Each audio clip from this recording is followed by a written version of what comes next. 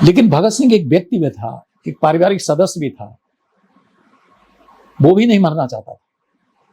अब एक पत्र देखिए, जिस पत्र की भगत सिंह को विश्लेषित कर कभी भाषण सुनिए लोगों पे, उस पत्र की चर्चा कोई नहीं करेगा। और वो ये कि अजीज कुलकार, आज तुम आए तो तुम्हारी आंखों में आंख से देखकर बड़ा रंज हुआ, तुम्हें किस हालत में छोड़ के जा रहा हूं,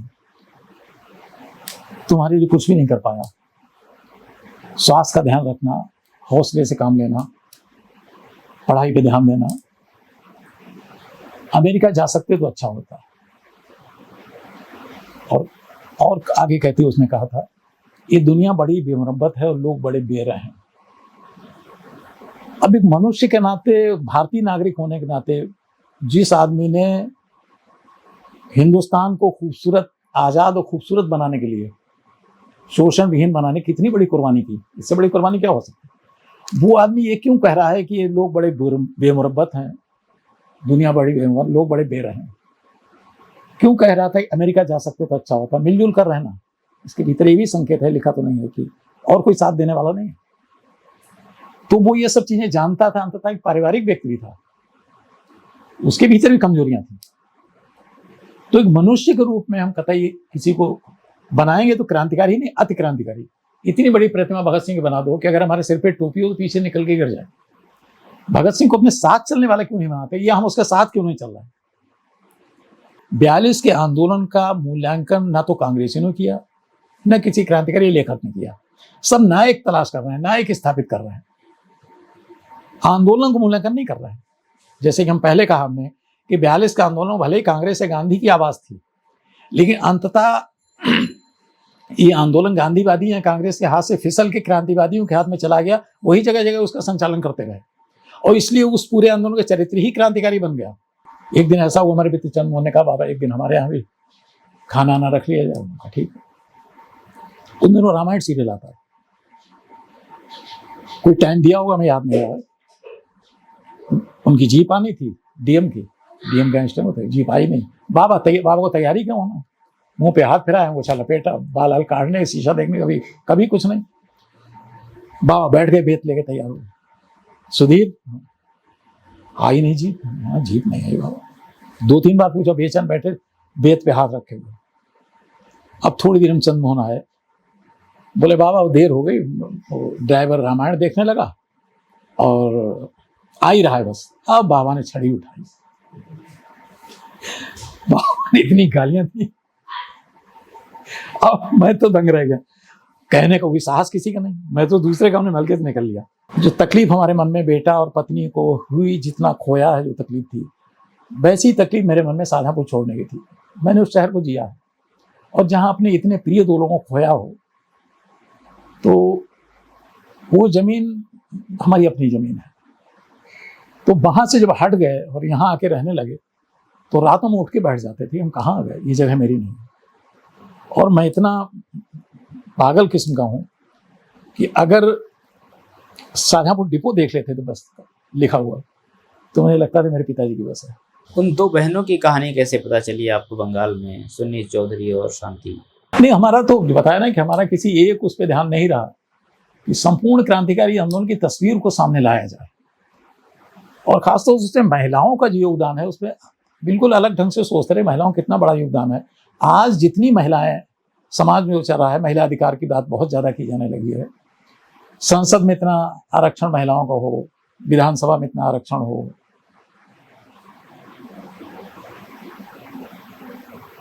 जुडिशरी की नौकरी में महिलाओं को कितना आरक्षण हो, सब जगह आरक्षण की बात हो रही है, अधिकार की बात हो रही है।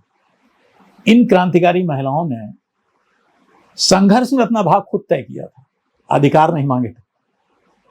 और केवल स्त्री मुक्ति की वहां नहीं थी, संपूर्ण मुक्ति, अगर शब्द इस्तेमाल रूढ़ अर्थ में न किया जाए, तो देश की या पूरी संपूर्ण मुक्ति में ही स्त्री की मुक्ति भी निहित थी। तो ये जो महिला क्रांतिकारी का योगदान है, चाहे दुर्गा भाभी हो, चाहे सुशीला दीदी हो, तो ऐसा तो नहीं केवल उत्तर भारत, बंगाल की तो क्रांतिकारी भूमि इतनी उर्वर है, वहां का आत्मकथा साहित्य भी बंगला का बहुत प्रबल है और बहुत समृद्ध भी है।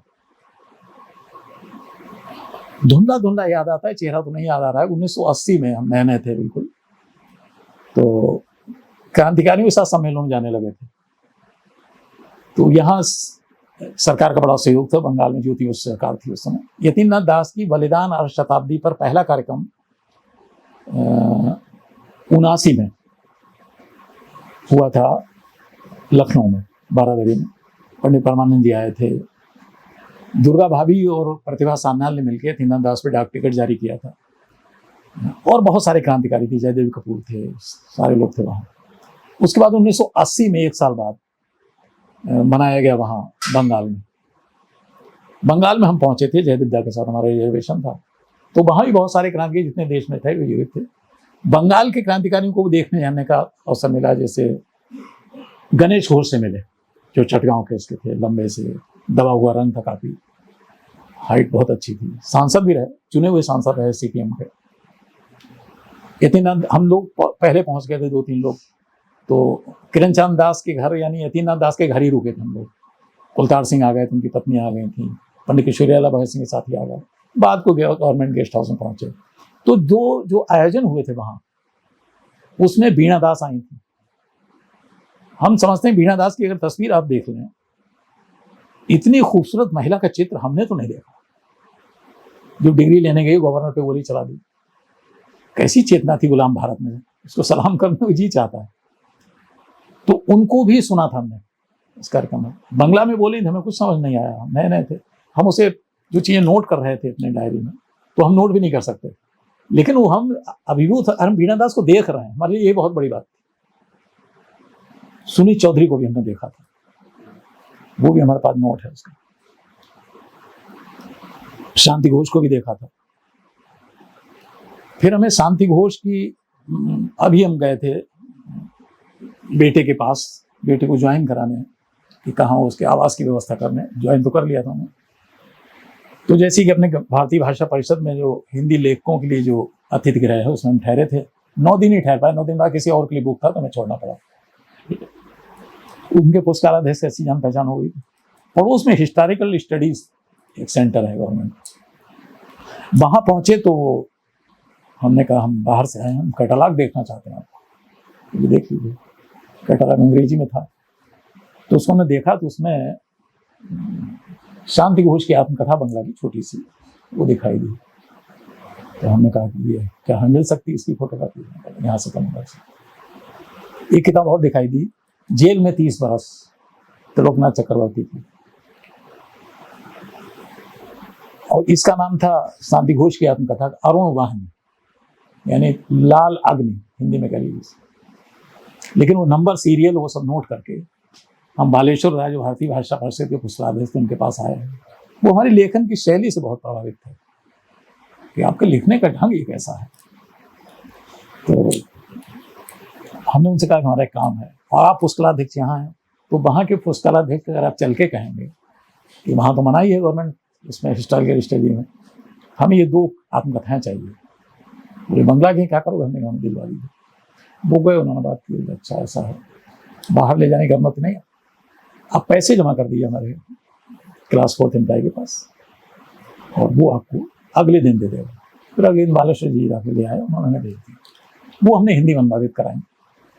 देखा कि वो तो अद्भुत आत्मकथा है, क्योंकि शांति घोष बाद में राजनीति में हिस्सेदारी की उन्होंने, और सीपीएम से शायद वो चुनी हुई विधानसभा की सदस्य रही और विधान परिषद की भी सदस्य रही।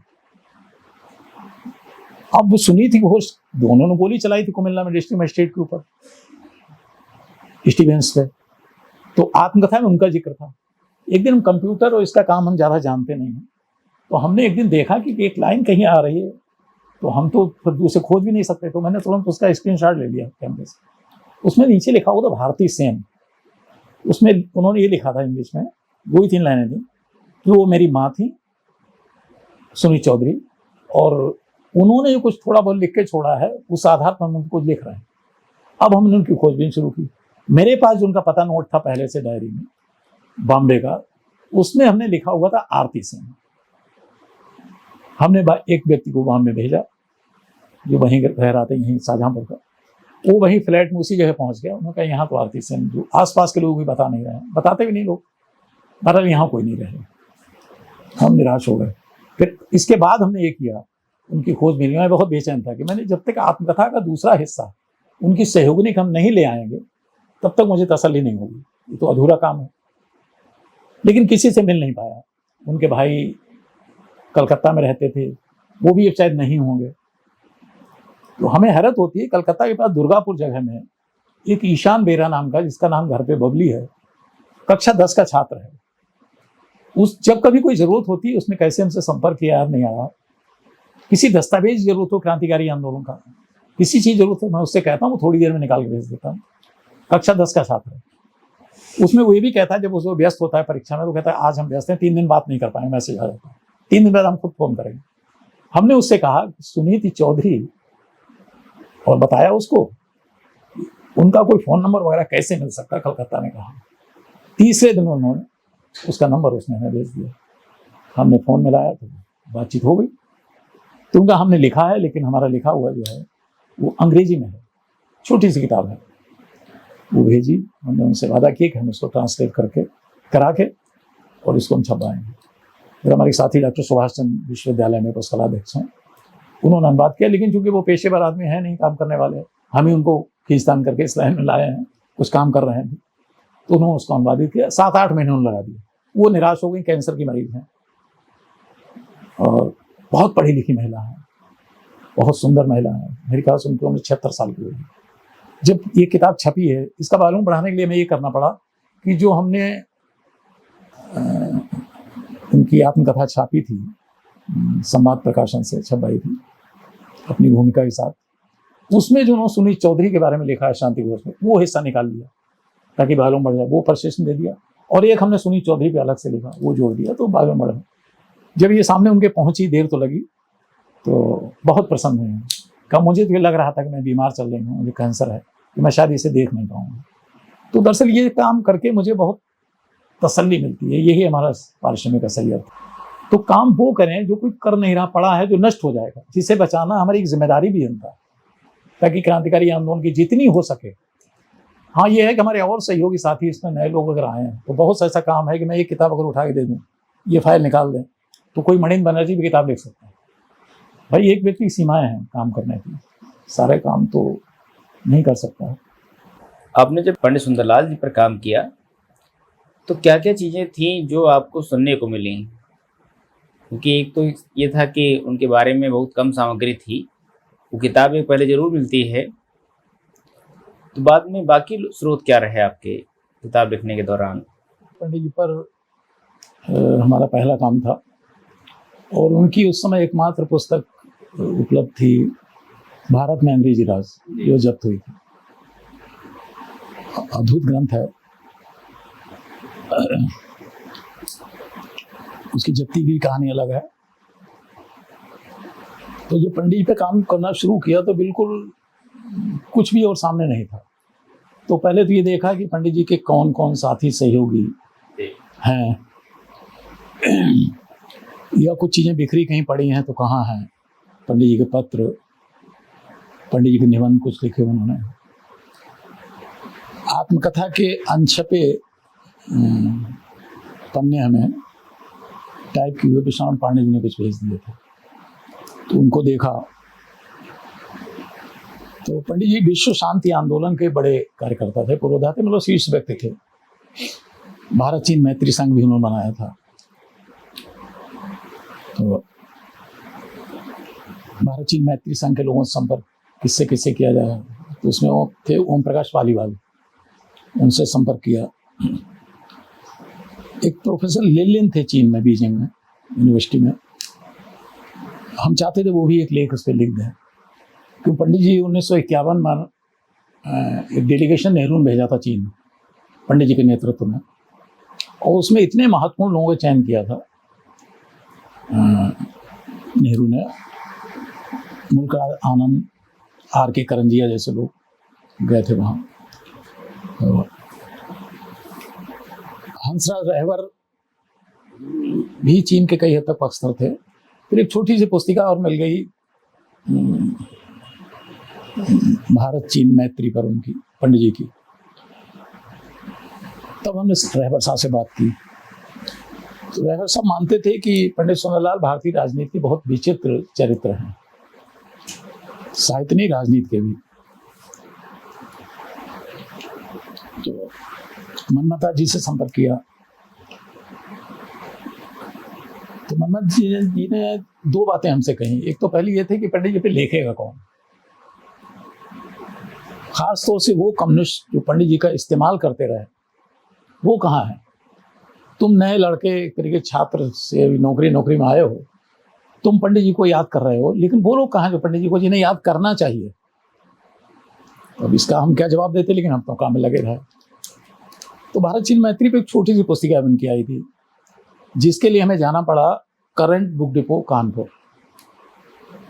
आनंद माधव त्रिवेदी पंडित जी के करीबी वो भी रहे तो मिले। करंट बुक डिपो का उद्घाटन भी पंडित जी ने किया था। जब हम उनसे मिले तो सबसे पहले उन्होंने कहा कि हमारे एक तस्वीर लगी थी पंडित जी की माओ के साथ बड़ी सी, वो तस्वीर खराब हो गई, अब हमारे पास है नहीं, तो वो आप दे दीजिए। हमने चलिए उनको दे देंगे। तो वहां से पंडित जी की पुस्तिकाएं कुछ मिली। एक बनारसी चतुर्वेदी ने एक मोहम्मद साहब पर पंडित जी का एक, जिससे बनारसी चतुर्वेदी की भाषा में या उस समय जो बोला जाता था छोटी सी पुस्तिकाओं को, तो वो उन्होंने दे दी। बहुत अच्छी थी, शायद मौलाना आजाद ने उसकी भूमिका लिखी। तो मोहम्मद साहब की किताब लिखी तो ताज्जुब हुआ, लेकिन पढ़ के बहुत प्रशंसा उन्होंने की। तो मालूम हुआ कि पंडित जी इस्लाम के बहुत बड़े पक्षधर हैं और मुसलमानों की इस पक्षधरता के कारण पंडित जी को पीठ पीछे मौलाना कहा जाता था। चीन भक्ति, जैसे हमारे यहाँ तो देशभक्ति के तर्क में भरोसा नहीं करते हैं या कोई पक्ष जानने का, एकदम ज्वार आता है, देशभक्ति का आया तो देशभक्ति ज्वार आ जाएगा। पंडित जी मानते थे कि भारत चीन का युद्ध नहीं हुआ, बल्कि वो एक सीमा विवाद था। तो उनकी जो पुस्तिका थी वो यही थी कि भारत चीन सीमा विवाद, और मानते थे कि चीन उसमें दोषी नहीं है। तो ये कुल मिला के बड़ा विचित्र था।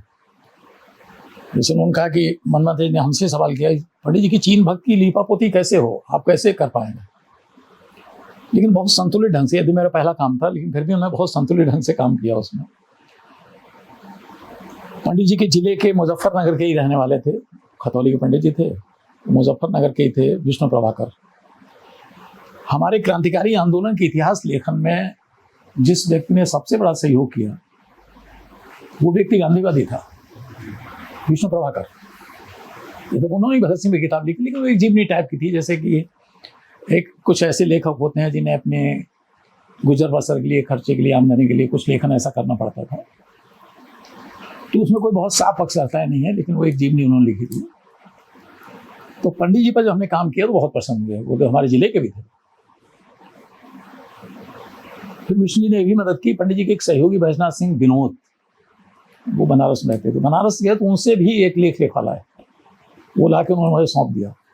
तो ये हमारा शुरू से रहा है कि मुझे बड़े सहयोगी बड़े मिलते चले गए। मेरी अंग्रेजी तब भी अच्छी नहीं थी और अब तो और खराब हो गई। बीएससी में ठीक ठाक थी, मतलब लिख लेते, थोड़ा अनुवाद भी कर लेते, लेकिन जब वो छूट गया टाइप आएंगे सब, तो पढ़ना ही छोड़ दिया तो और कमजोर हो गई। तो मुझे बड़ा डर लग रहा था कि मुल्क आनंद से कैसे बात की जाए, जो पंडित जी साथ चीन गए थे, मुझे नए अनुभव मिल पाएंगे। मैंने पत्र हिंदी में लिखा, जवाब उनका अंग्रेजी में आया हर बार। फिर उन्होंने एक दीर्घ पत्र मुझे लिखा जो एक निबंध के रूप में है, 30 जून 1980 को पंडित जी के बारे में, गजब का मूल्यांकन पंडित जी को। उसमें उन्होंने 3 भारतीय राजनीति के 3 चरित्रों या चिंतकों का जिक्र किया है मूर्खराज जी ने, कि हेमंत राय, जवाहरलाल नेहरू। तो उन्होंने नेहरू के बारे में ये तक कहा कि ये उस समय, जो हमारा समय तो इधर का था, लेकिन पहले के समय में भारतीय राजनीति में छिपे हुए साम्यवादी के तौर पे रेखांकित किए जाते थे। हमारा एक समय घोषित रूप से रहे ही हैं, कम्युनिस्ट रहे हैं, बाद को रेडिकल ह्यूमनिज्म तरफ आए। पंडित जी के बारे में कहा था कि वो अंत में मार्क्सवादी धारणाओं में पूरा भरोसा करने लगे थे और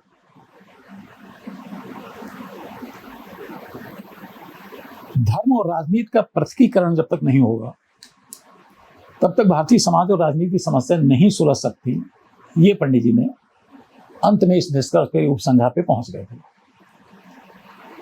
एक समय पंडित जी को जेल में थे, शिव वर्मा भी जेल में थे, तो जेल के अंदर भी जुलूस निकाला गया। वो दौर और था राजनीति का उस समय का, तो किसी की अर्थी निकाली गई, हो सकता है किसी जेल अधिकारी निकाली हो, क्योंकि इतने आंदोलनकारी होते तो ये चीजें चल जाती थी। अब तो संभव नहीं है। उस समय पंडित ने सबको ऐसी हल्के से टिप्पणी की थी जिसको शिव वर्मा ने सुन लिया था कि हम तो चाहते हैं कि मार्क्सवाद की भी ऐसी अर्थी निकले। ये शिव वर्मा की ये पता लगा तो मुझे लगा कि शिवदास से भी लेख पंडित जी पे लेख, ताकि सारे पक्ष आ जाएं। तो शिवदास ने फिर उस पर लेख लिखा, और उसमें भी कहा उन्होंने कि जब मैंने पंडित जी से इस बात को कहा कि आपने मार्क्सवाद की, बोले वो तो मैंने ऐसे कह दिया, मैं क्या चाहता हूँ ऐसा हो। तो कुल मिला के जो रहवर ने कहा था कि भारतीय राजनीति के विचित्र चरित्र,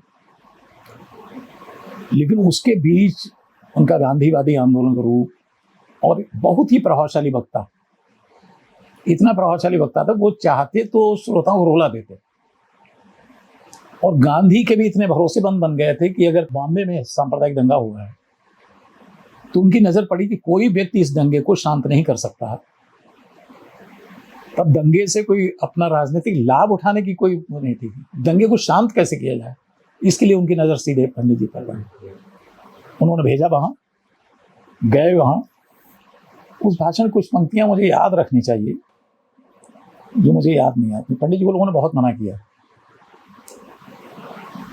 कि आप ना जाएं, जो जलसा बुलाया गया, घोषित कर दिया गया बॉम्बे में, जगह पंडित सुंदरलाल बोलेंगे, वक्ता के रूप में बहुत मशहूर थे। पंडित जी को बहुत समझाया जाइए मत, वहां मुस्लिम आएंगे और वो ईंटें पत्थर औधे लेके आएंगे, लेकिन पंडित जी नहीं माने, बोले नहीं। तो मंच जो तगड़े लोग पंडित जी के आसपास थे, पंडित जी ने कहा हट जाओ। पंडित जी देख भी लिया तो लोगों के जेबों में पत्थर हैं, मुस्लिमों के हाथ में, जेबों में और इधर उधर से, लेकिन फिर भी वो गए। फिर उन्होंने जो वहां बोले तो आशय बता रहे हैं, वो पंक्तियां मुझे याद रखनी चाहिए। उन्होंने बहादुर शाह जफर के बेटे को कैसे कत्ल किया गया, करबला का जिक्र किया, सब किया।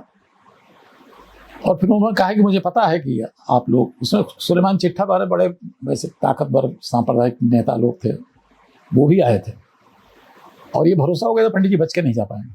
लेकिन उन्होंने जो भाषण दिया है, मुसलमानों कुर्बानियाँ 1857 में बताई हैं, और कैसे अंग्रेजों ने उनका दमन किया वहाँ से लाके। तो पंडित जी ने खुद अपनी आत्मकथा लिखा है कि मैं देख रहा था कि जिन लोग पत्थर भर के लाए तो नीचे निकाल के फेंकने लगे, और वो मुसलमान जो हमें मारने आए थे वो अंगोछा रुमाल निकाल के अपने आंसू पोंछ रहे। और उन्होंने ये भी कहा अब चलाओ पत्थर हमारे ऊपर, तो एक भी पत्थर नहीं चला। तो गांधी को सिर्फ सुंदरलाल नजर आए, ये सुंदरलाल की अपनी एक खूबी थी। तो उसके लिए भागदौड़ बहुत करनी पड़ी। अच्छा, दूसरी एक बात और थी, बनारसी चतुर्वेदी कहने पे काम मैंने हाथ में ले लिया था। पांडे जी ने बहुत सहयोग किया और सारे लोगों ने सहयोग किया, लेकिन जहाँ जहाँ हम जाते थे तो नौकरी में तो आ गए थे, लेकिन छात्र जैसे लगते थे। तो कोई भरोसा नहीं कर रहा था कि ये लड़का क्यों पंडित जी पर काम करने आया, ये कितना कर लेगा। कुछ दिक्कतें भी आई, जैसे रतनलाल बंसल पंडित जी के बड़े सहयोगी थे, उनकी 2 किताबें जब्त हुई थी फिरोजाबाद में। चतुर्वेदी ने बुलाया भी उन्होंने, और ये भी कहा बंसल जी से, हम भी बंसल जी के घर गए, कि बंसल जी को लिखने से विरक्ति हो गई है, बहुत अच्छा संस्मरण लिख सकते थे, वो अगर बोल के लिखा था तो भी लिख सकते थे, लेकिन उनकी ऐसी विरक्ति हुई लिखने से कि उन्होंने नहीं लिखा। तो बहुत सारी चीज़ें छूट भी गई, और जो उस समय बहुत बेहतर ढंग से की जा सकती थी जब हमने काम किया, अब तो कोई सामग्री मिलने भी नहीं। अपने क्या पत्र जो संपादित करते थे पंडित जी, वो देखा था आपने? हाँ, एक नया हिंद की कॉपी भी हमारे पास थी, जिसकी विशेष, वो कॉपी कहीं दबी पड़ी होगी, निकाल के रखे हम। तो उसमें 2 कॉलम होते थे, पत्रिका जैसा होता था। तो इधर हिंदी में छपता था देवनागरी में, और इधर उर्दू में, इधर हिंदी इधर उर्दू। अद्भुत प्रयोग था।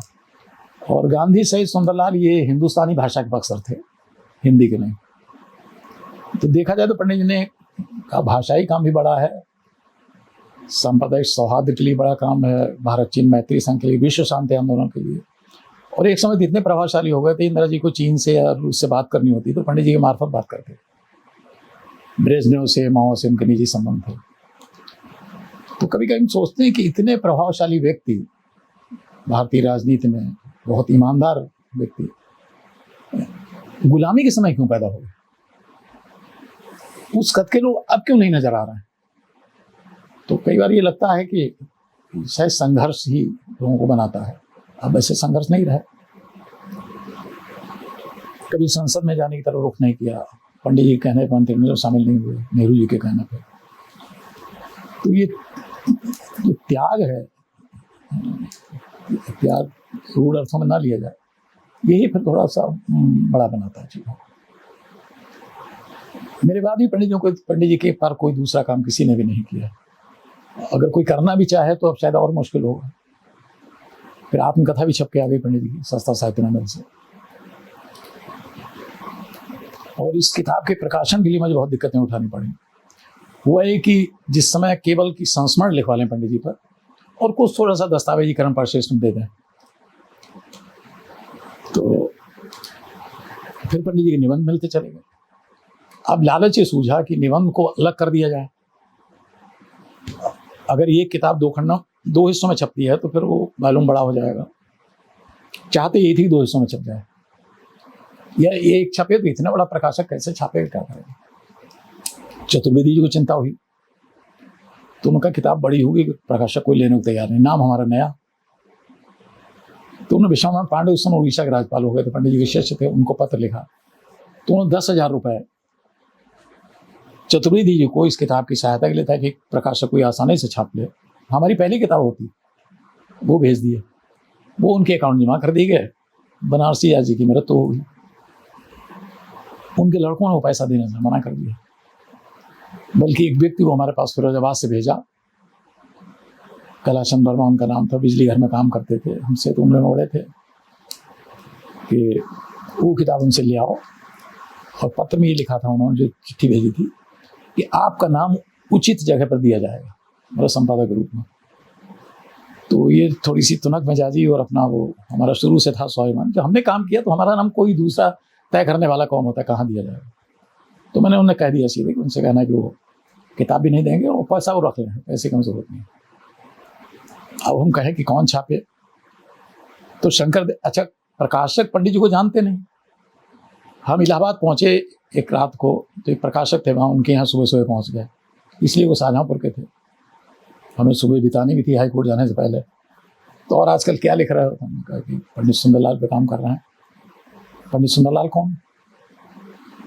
तो हम जिस प्रकाशक से कहते थे वो पंडित सुंदरलाल कौन, ये सवाल हमसे कर देता। प्रकाशक होती हो और खासतौर से इलाहाबाद के होती हुए नहीं जानते पंडित जी का नाम। और तीसरी बात उसमें ये जुड़ने देगी, पंडित जी का सारा काम कर्मयोगी का और उसका शुरू हुआ है वो चौक गंगादास से शुरू हुआ, और उन प्रकाशक महोदय भी 64 चौक गंगादास में रहते थे। वो पंडित जी का नाम नहीं पता। हम इतने इतिहास से बेखबर पीढ़ी है, इतने बेखबर लोग हैं कि हमारे भीतर इतिहास चेतना है नहीं। कोई हमारे इतिहास को विकृत करके चला जाए, हमें कोई फर्क नहीं पड़ता हमको। तो अब बड़ा मुश्किल कि हम छापे कैसे इसको। शंकर दयाल सिंह से बात की हमने, पारिजात प्रकाशन चलाते थे, नेता भी थे, राज्यसभा में भी रहे। हमें लगा ये नेता ही ये जानते हुए नाम। तो उन्होंने हमारे बधाई पत्र भेजा और कहा पांडुलिपि भेज दीजिए। उस समय फोटो स्टेट भी नहीं होता था, हमने पांडुलिपि भेज दी। छापेंगे 3-4 पत्र आए, उसके बाद उन्होंने जवाब देना बंद कर दिया। अब हम बहुत परेशान हुए। हमने करमेन शिष्य से कहा भाई ऐसी सी बात। करमेन 2-3 बार गए, उनकी मुलाकात नहीं हो रही थी। अंततः किसी तरीके से हमने पांडुलिपि दोबारा तैयार की, टाइप की कॉपी, कार्बन कॉपी से। फिर हमने कहा क्या है, तो बाबा हमारे घर आए ठहरे हुए थे, तब तक हम थोड़ा चल निकले थे। अशफाक किताब भी आ गई। तो बाबा ने कहा कि इधर क्या काम किया? हमने सुंदरलाल काम किया, देखें यहाँ रख जाओ सिराने, तुम ऑफिस जाओगे। लौट के आके देखा उन्होंने वाणी प्रकाशन के नाम अशोक माहेश्वरी, ये तो मालिक इस समय उसके हैं, वो राजकमल के, अशोक माहेश्वरी नाम पत्र लिखा। बोले सुबह का हमसे ये से डिस्पर्स कर रहे हैं। वो हमने फोटो काफी रख ली, डिस्पर्स कर दिया उनको। उधर से पत्र आया कि पांडुलिपि भेज दो। पांडुलिपि भेज दी, प्रकाशन योजना में शामिल कर ली और बाबा को बता भी देना। तब तक बाबा हमारे यहाँ जा चुके थे, बाबा को हमने बता भी दिया कैसे से। बाद में हुआ कि पांडुलिपि हमारे पास वापस आ गई। नए लेखों को इससे बड़ा धक्का क्या हो सकता है? जब नागार्जुन की सिफारिश किसी, हम ये कह सकते हैं हमारी भले पहली किताब थी, कमजोर कृत नहीं थी, तो हमने सिर्फ एक बात कही थी अशोक माहेश्वरी से उस समय, मौखिक रूप से। हमने कहा आप साल में 10, 20, 50 उपन्यास, कविता संकलन, बहुत सारी चीजें छापते होंगे, ठीक है, आपका अधिकार है, आप वापस कर दी। आज से 10 साल आगे, 20 साल आगे पंडित सुंदरलाल पर कोई किसी का काम आ जाए तो हमें बता दीजिएगा केवल कि किसी ने किया। तो बोले कुछ नहीं। अब हम कहें क्या करें? फिर हमने बगैर किसी परिचय की सूची टाइप की हुई दोनों खंडों की किताब घर प्रकाशन को भेज दी। सत्यव्रत जी उसके उन्होंने देखा, उनका पत्र आया जो मेरे लिए एक सुखद बयार की तरह था कि एक बार की आपका काम महत्वपूर्ण लग रहा, आप पहला खंड में तुरंत भेज दीजिए। हमने कहा दोनों नहीं छपने, एक ही छपे। पहला खंड हमने तुरंत भेज दिया, किताब घर प्रकाशन ने छापा, उसको अच्छे से छापा, रॉयल्टी भी दी ठीक थे, हिसाब पूरा ठीक दिया। अब दूसरा खंड क्या हो, यहाँ एक वंदना देवेंद्र उन दिनों आए थे तो संपर्क में आई थी, कविताएं लिखती हैं, उनकी राजकुमार से 2 कविता संकलन भी आए। ये तो वो इस ढंग की हैं, कभी आउटिंग कर ली, कभी कोई अपना रेसिपी बना ली, कभी पेंटिंग कर ली, कभी कविताएं कर ली, बड़े लोग हैं। तो उनका हमें इतिहास में दिलचस्पी है। कई किताबें हमने उन्हें दी अपने पढ़ने की, उनके कहने पे। वो पंडित सुंदरलाल की निबंधों वाली पांडुलिपि हमारे पास दे दी, हमने दे दी, उन्होंने हमें कुछ नहीं बताया। और राजकमल में अशोक माहेश्वरी से मुलाकात हुई होगी, तब तक ये बटके ऐसा हो गया कि अगर कोई अच्छी किताब आपको मिले तो आप छापेंगे, तो क्यों नहीं छापेंगे? तो उनका हमारे पास एक पांडुलिपि है, किसकी है बोले ये नहीं बताएंगे, पांडुलिपि जब पहुंचे तब आप देखें। वो उन्होंने हमें बगैर बताए फोटोकॉपी उसकी करा ली उन्होंने और इन्हें भेज दिया अशोक माहेश्वरी को। अशोक जी ने ये तो कहा उसे लपट के, ऐसा लग रहा है कि देखा हुआ है इस किताब को। तो बहरहाल वो कद्दावर की दास्तान, ये नामकरण भी वंदना देवेंद्र ने किया था, कद्दावर की दास्तान, जो मुझे भी अच्छा लगा, वो छप गई थी। इस तरीके से पंडित जी पे काम पूरा हुआ। अभी भी पंडित जी पर काम जो कोई कर सकता है, हम तो और कामों में भी लग गए हैं, तो वो ये है कि पंडित जी का पत्र व्यवहार भी निकाला जा सकता है, और विश्व शांति आंदोलन भी जो उन्होंने काम किया, भारत चीन मैत्री संघ के लिए उन्होंने काम किया, इस काम पे अभी कुछ, यदि विश्व शांति आंदोलन आज कितना प्रासंगिक रह गया है, या उसकी कितनी जरूरत बाकी बची है, या भारत चीन मैत्री संघ की कितनी जरूरत बची है। हाँ, पंडित जी में प्रतिरोध, क्रांतिकारी व्यक्ति थे, तो अपना प्रतिरोध का सामना करने की भी उनमें शक्ति थी। जैसे यदि तब के समय में आज के समय बहुत परिवर्तन है। आज इस तरीके से अगर सामना करेंगे तो पंडित जी मार दिए गए होते। इतनी नफरत थी चीन के प्रति उस समय हमारे देश में। जैसे हंसराज रहबर भी चीन के पक्षधर थे। हंसराज रहबर खुद बताते थे कि एक बार वो चीनी दूतावास गए टैक्सी से, तो टैक्सी वाले ने पहुंचा तो दिया, वो जमाना था चीन से युद्ध चल रहा था, तो पहुंचा तो दिया, लेकिन उन्होंने दूर से देख रहे थे, उसने कहीं से पानी ला के डिब्बे में अपनी सीट को धोया था जहाँ पे हम बैठे थे, ड्राइवर साहब बताते थे। तो अब अगर कोई भारत चीन मैत्री संघ का काम भी करे, यानी विश्व शांति की अगर जरूरत है, तो भारत चीन मैत्री संघ या भारत पाकिस्तान मैत्री संघ भी, या पूरा एक महादेश बने, इसकी भी जरूरत है। लेकिन अब तो वो संदेह उभर में आ जाए। तो मुझे याद है कि चीन के बहुत पक्षधर थे और अपने विचारों में इतने मजबूत थे पंडित जी, कानपुर की एक सभा में बोलने गए, पंडित जी का विरोध लोगों ने शुरू कर दिया। पंडित सुंदरलाल मुर्दाबाद, चीन के मुर्दाबाद के नारे लगाए। पंडित सुनते रहे पहले, उसके बाद जो बोलने जो खड़े हुए थे, सामने जो मेज थी उसके ऊपर पातली मार्क बैठ गए और ये कह दिया कि जितना विरोध करो उतना कर लो, जब थक जाओ तो बता देना, उसके बाद बोलेंगे। लेकिन आज वो समय भी नहीं रहा। आज केवल इतना ही विरोध नहीं होता, बल्कि वो क्रिश्चियन से विरोध हिंसक हो सकता था, पंडित जी की जान को भी खतरा हो सकता था। इस समय इस तरीके तेजी से बदला है, तो पंडित जी के विचारों की कितनी प्रासंगिकता बची है, जरूरत बची है, उन पर कहने की भी गुंजाइश बची, स्पेस बहुत खत्म हो गया। क्या पंडित जी की जो धर्म और राजनीति के पृथ्वीकरण की बात थी, इसके बिना समाज और राजनीति का उद्धार नहीं हो सकता है, तो क्या वो बात कहने का आज कितना स्पेस है। तो ऐसे में क्रांतिकारियों पे, पंडित जी ही नहीं बाकी क्रांतिकारियों पे काम करना काफी कठिन है। आपने बहुत से क्रांतिकारियों, स्वतंत्रता सेनानियों के स्मारक बनाए, जेलों में वो जिन बैरकों में रहे उनके बाहर आपने शिलापट लगवाए। तो ये संघर्ष जब आप कर रहे थे, तो व्यवस्था का, नौकरशाही का, सरकार का क्या रवैया आपको देखने को मिला? नहीं, हमारे साथ ये एक सुखद संयोग कहें क्या कहें, हम जब कभी किसी के सामने जाते हैं तो वो हमारा वो काम हो जाता है। हम ठीक से बात को कह नहीं पाए हैं। जैसे कि फतेहगढ़ हम पहुंचे तो फतेहगढ़ में 1985 में दुर्गा भाभी के प्रयास से मणिन्द्र बनर्जी जेल के अंदर शहीद हुए थे, जिनके प्राण अनशन से मनमथनाथ गुप्त की गोद में निकले थे। तो दुर्गा भाभी के प्रयास से वहाँ एक प्रतिमा लगा दी गई जेल परिसर में, बाउंड्री के अंदर, लेकिन जेल से बाहर, मणिन्द्र बनर्जी की। तो हम सबसे पहले पहुंचे वहाँ, तो हमारा जैसा कि है, कहीं भेज दो मुझे, न्यायपालिका ने मुझे सजा के बतौर पर भेजा हाई कोर्ट में, फतेहगढ़ निगरानी रखी जाए।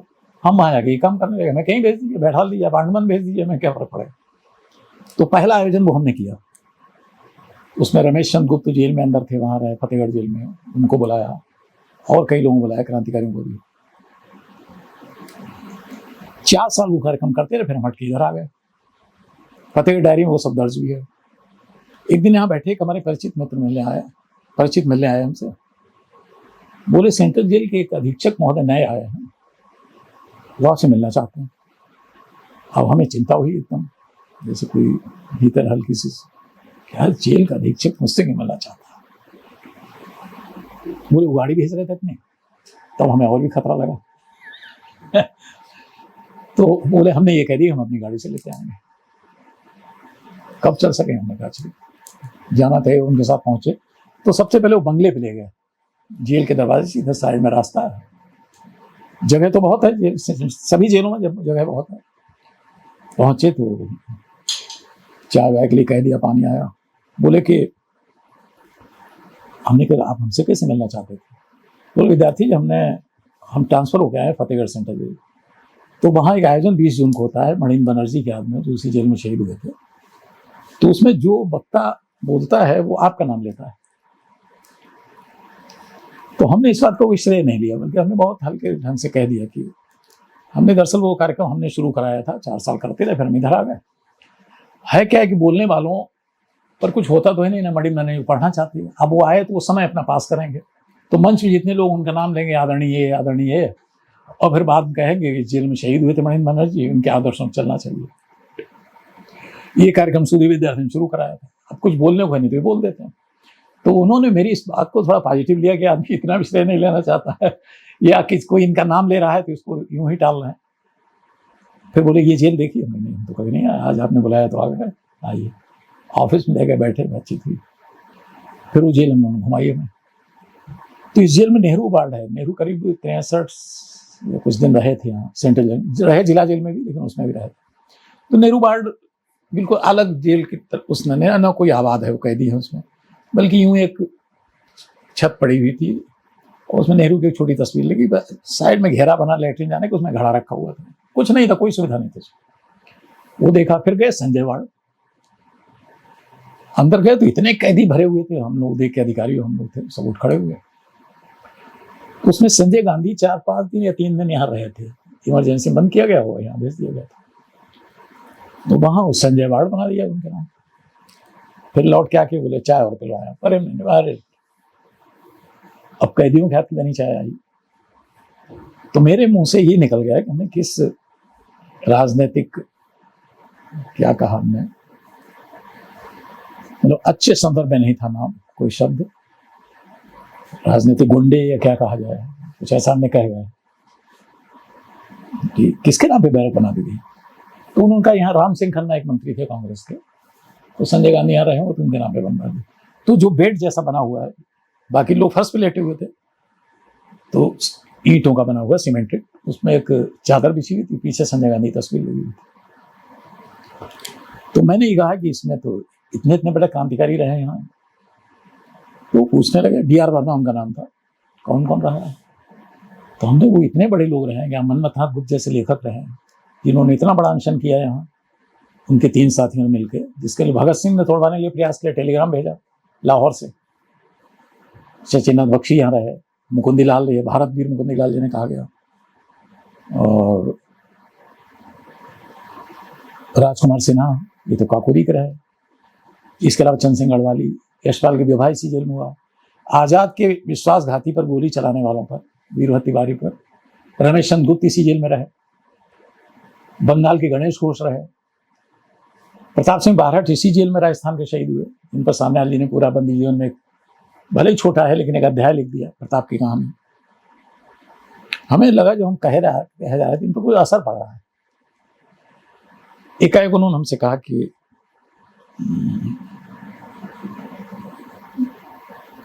आप यही चाहते हैं शायद कि इनके नाम पे भी कुछ यहाँ हो। हमने कहा आपने हमारे मन की बात ध्यान दी फरमाई। बोले 1.5 महीना रह गया बरसात का। हाँ, पहले बोले कि हाँ कोई 10 क्रांतिकारी के नाम बताइए। तो हमने यमन राय सहित सारे नाम बता दिए, लिखा। बोले इनमें आप सबसे बड़ा क्रांतिकारी किसे मानते हैं? तो मैंने कहा कि चंद सिंह गढ़वाली। बोले आप बता सकते हैं गढ़वाली यहाँ कब आए थे? हमने यही बता देंगे जिस समय जेल में के दरवाजे पर उनकी एंट्री हो रही थी अंदर आके, तो समय क्या था और अधीक्षक कौन अंग्रेज था और जेलर कौन अंग्रेज था। बोले तारीख हो बताइए। हमने बताइए। अब उन्होंने घंटी बजाई तो एक क्लर्क नुमा आदमी अंदर से निकल के आया। बोले इस सन का रजिस्टर चाहे जितनी देर लगे निकाल के लाओ। तो मेरे दिमाग में उलझन आई कि बता तो दिया लेकिन अगर ये एंट्री ना मिली। बहुत देर बाद चाय वाय पी चुके हम लोग, तब एक झाड़ झूड़ के रजिस्टर लाया गया। देखा तो वही एंट्री मिली। तो हमने कि इसकी एक कॉपी फोटो कर सकते हैं हम, जहाँ पे उनके साथी नारायण गोसाई की है, नारायण सिंह की एंट्री है। वो भी उनके साथ आए थे और उन्होंने अनुरोध किया था कि हमें एक ही बैरक में रख दिया जाए। फिर उन्होंने कागज पे लिखा सबसे बड़ा, तो हमने कहा गढ़वाली जी को निशान लगा लिया। बोले 1.5 महीना बरसात का रह गया है। 1.5 महीने बाद इन द्वारों के जो द्वार हैं उनके नाम करो, इनके नाम पे, और बैरकों के करा दिए जाए। हमने धन्यवाद दिया, हम वापस आ गए। पहुंचे तो वहां एक कैदी, आजीवन कैदी जो पेंटर भी था, वो लिख रहा था। कुछ नाम रहेगा तो लिख गए। वर्मा जी ट्रांसफर हो गया यहाँ से। जब पता लगा तो मैंने वर्मा जी को फोन किया। बोले हम आगरा सेंट्रल जेल में आ गया। हमने कहा इतना आपने बड़ा काम किया, आज तक कहीं नहीं हुआ है, तो हम आपको विदाई देते ठीक से। तो आपने, अरे बोले ये बातें छोड़ो, ये बताओ आगरा सेंट्रल जेल में कौन रहा था? मैंने 10 नाम बता दिए। 10 नाम पे वहां बन गया। और बीच में नई जेल बनी है, वो पुरानी वाली तोड़ दी गई, सिकंदर अंबरिया। बीच में जो बहुत बड़ा स्पेस होता है, बोले उस स्पेस का नाम क्या रखें? तो हमने शहीद भगत सिंह, इसलिए भगत सिंह का जो एक केंद्र था उस समय, असल में बम फेंकने से पहले, वो आगरा था, तो दोनों रख दिया। और काम बहुत निष्पक्ष ढंग से करते हैं। जैसे पहला क्या हो कि मेरे भीतर जाति इतनी चीज है नहीं, कोई होने कोई सवाल ही नहीं तो लेखन बेकार। सबसे बड़ा क्रांतिकारी इनमें पहला द्वार किसके नाम पर रखे हैं? हमने योगेश्वर चटर्जी नाम, रामकृष्ण खत्री के नाम। 9 बता दिए हमने। 10वां नाम कोई ऐसा नहीं समझ में आ रहा जिसके नाम बताएं। अब प्रकाश चंद अग्रवाल जो राधा मोहन गोकुल के पौत्र हैं, आगरा में रहते हैं, उन्होंने हमसे कहा भाई साहब ये काम आप करा रहे हैं तो एक राधा मोहन गोकुल के नाम बनवा दीजिए। तो हमारे सामने ये स्पष्ट नहीं था कि राधा मोहन गोकुल जी जिला जेल में रहे हैं या केंद्रीय कारागार में रहे। हम असमंजस में थे। हमने वर्मा जी से काम नहीं, हमने पहले उन्हें भेजा है राधा मोहन गोकुल पे जो किताबें आई हैं रचनाओं की, वो उनको दे दी जाए सेंट्रल जेल में, दे दी जाके। फिर उन्होंने हमसे बात की तो हमने कहा हम ये नहीं तलाश कर पा रहे हैं किस जेल में रहे, रिकॉर्ड भी मिलना मुश्किल है। वर्मा जी बोले यार इतना बड़ा आदमी किसी जेल में रहा हो, एक बैरक और बढ़ा दिया, वो भी बन गई राधा मोहन गोकुल के नाम पर। तो मेरे काम पता नहीं कैसे हो जाते हैं। अब एक बड़ा किस्सा, दिलचस्प किस्सा आपको सुनाया जिसे जानना चाहिए। जब BR वर्मा साहब ट्रांसफर हो गए, हम पहुंचे तो केवल ऊपर लिख दिया गया। सबसे पहले ऊंचा द्वार मनमथनाथ के नाम पे है, दूसरा हेमंत राय, तीसरा गढ़वाली, एक भारत वीर मुकुंदी लाल के नाम पे है। गजब के क्रांतिकारी थे। मैनपुरी केस से लेके काकोरी केस तक इतनी गरीबी में जीवन बिताया। जो जमींदार परिवार का व्यक्ति था, एक जमींदार के यहाँ बाद के दिनों में भैंसों की सानी करने का काम करना पड़ा, नौकरी थी। कितने कष्ट, किसी ने देखा नहीं उनकी तरफ। यही तो पीड़ाएं हमारी हैं। हम पहुंचे, RK सक्सेना साहब एक डीलर थे, उनके पास पहुंचे। बोले सुधीर विद्यार्थी आप ही के नाम? मैंने कहा ये नाम आपने लिखवाया? मैंने, अरे बोले एक काम और करा दीजिए। हमने कहा बोले यहाँ साइड में कुछ लिखवा दीजिए इनका परिचय, यहाँ कैंप लगते रहते हैं, अधिकारी रहते हैं, हम लोग बता तो ना है कोई हो, चाहे यहाँ का पेंटर ले लीजिए, पेंट भी यहाँ बनता है, पेंटर भी यहाँ, या आप बाहर से ले आइए अपना। हमने कहा ठीक है करते हैं। बोले जल्दी करा दीजिए। हमने क्यों? बोले कि एक बैरक जो आपने बाहर मुकुंदी लाल के नाम पे बनवाई है, उसमें इस समय एक आजीवन कारावास का बंदी रह रहा है, जिसे आजीवन कारावास हुआ है, जिसने मर्डर किया था, बहुत शातिर है। उसने सब जगह जो आता है उससे अफवाह उड़ा दी और कहता रहता है कि हमारे नाम पे, हमारे जेल में जलवा, हमारे नाम पे बैरक बना दी गई। बोले ये काम जल्दी करा दीजिए। तब हमने ये काम फिर हम सोचते रहे कैसे लिखवाएं, जेल की पुरानी दीवारें, उन पर कई चूने के पड़ते हैं, पेंटर्स लिखवाएं छूट जाएगा, तो फाइबर प्लेट्स लगवा दें, कसवा दें उनको। उस समय कि यहाँ कविता भारत संपर्क में आ गई थी, तो उन्होंने कहा कि आप पत्थर क्यों ना लगवा दें। हमने देखा खर्चीला होगा ये।